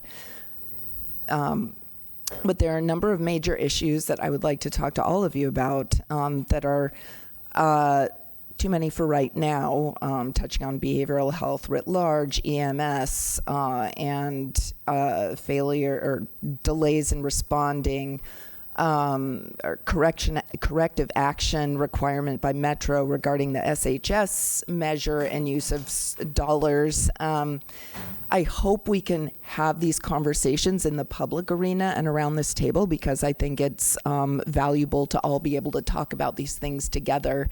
And that really is the true meaning of transparency when we talk about transparency.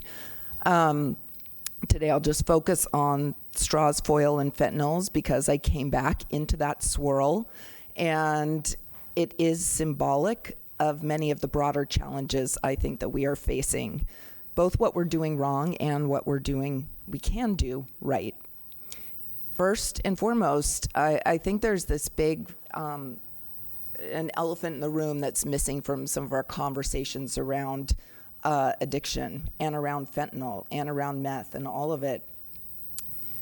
We need to have a shared understanding of whether addiction is something we actually want to address, that we are calling it out as something that we're not just accepting, but saying, we want to stem addiction. We want to treat addiction. We want people to recover from addiction rather than we want addiction is a choice and we can facilitate that. Addiction is not simply recreational use of drugs or a choice people make. It's a chronic medical condition, and it causes tremendous harm to individuals and the broader community. It needs treatment and it needs management like any chronic medical condition. The definition of addiction specifically includes loss of control, negative consequences. Addiction by definition is harm. And so what concerns me here about the straws and foil is about some of the substance in the program that was brought out and also leadership in addressing it. The choice was made to pursue this program to invest the resources by you, Chair Vega-Peterson. And when there was some pushback, some calling out by the public, I was concerned that you sort of just put the blame on the health department. You are in charge of the health department. You knew about this back in early May, as you mentioned, and yet when things turn around, you could have talked to us about it in May, June. And so I don't think that putting the blame on the health department is a healthy way to lead. I think that we can do better. And so I would just want to put that out there as a suggestion. But the issue around the substance of fentanyl and straw and foils, it's more than just a single blip we react to in a news cycle. It should be more than that. It's a pattern, and it's regarding lack of a plan. We do not have a plan around the fentanyl crisis. What we saw, and I did review a couple of times the board briefing, was not a plan. It was not a health department plan. It certainly was not the kind of comprehensive community plan that we can and should be leading as the local public health authority and local mental health authority. It sort of echoes what we see around homelessness, with lack of a plan, then focus on a specific little issue that is a blip in the bigger problem. We need a comprehensive, proactive, holistic plan to address addiction. It needs federal, state, and local government. We need addiction experts. We need public health experts. We need law enforcement, people with lived experience in the room. And we need to treat the crisis of fentanyl like a crisis. We're talking about more briefings and getting the evidence and a lot of that. We have a lot of the evidence. We have the evidence. What we don't have is time, because so many people are dying on our street, literally dropping dead on our streets. And we talk about the escalation in terms of 29 to 200 and whatever people. you're using 2022 numbers. Like, we're not even using up-to-date numbers. The escalation is so much higher. I would ask that we start to use up-to-date numbers so we can really address it, and that we treat this like a crisis. And one of the things that Commissioner Brim Edwards alluded to, and what I've been calling for years now, we need to declare the fentanyl crisis a public health emergency. That has been done in so many other jurisdictions at this point. We won't be leaders anymore, but we can at least do that. It escalates the issue. It creates emergency operations procedures. It can allow for different uses of funds. And then we need to convene. The meeting the mayor held about 8 months ago, I think, and I know that you were there as well, and I had hope for that. That group could make a difference. I suggested engaging in ongoing action with this group through LIPSIC, our local public safety coordinating council. What could be more important right now for local public safety than this issue that this crisis we're facing? We need that convening now, and people need to leave without a plan. And it isn't just our health department, it is so many more people, and it can't be just haphazard. It needs to be intentional. So I would, if there is a plan like that, I would love to hear it. Otherwise, I suggest, and I'm happy to help work on this, support, lead it, do whatever, but to convene that group and to declare a public health emergency. That's it. Thank you. I'm actually really glad we use these board comment periods for discussions. This is exactly what I want to see. And I'm grateful to have a board that is so interested in these things. I do want to respond, Commissioner Myron, to your comments about the leadership piece.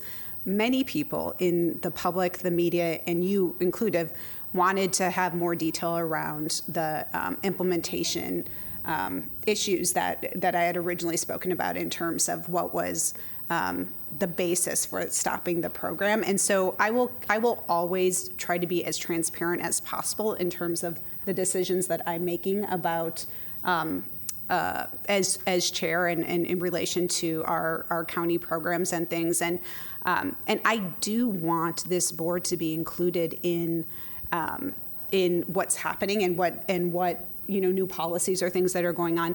There should have been a engagement with this board on a policy change around the basis for those policy changes, and that's what I wanted to make sure that was very crystal clear, because I do, I'm happy to say that I made the decision to approve the spending of this money for these supplies. Where the follow through didn't happen was on the next steps of engagement, and that's why I want to be very transparent about that. So I'm always willing to take responsibility for the steps. I also want us to be transparent on where we can do better and how we can do better, and I support our team and the hard work and the really number of issues and programs and projects people are balancing. And I also want to set a bar of excellence at the county so that we are performing at the level that we can to serve our community in the best way possible. And that was really the basis of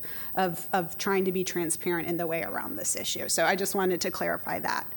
Just appreciate the conversation. I know some people have already been taking advantage of the vegan cupcakes that we have in the back room, so I'm going to go ahead and adjourn the meeting so we can all get there. Just appreciate everybody's comments, and with that, we are adjourned.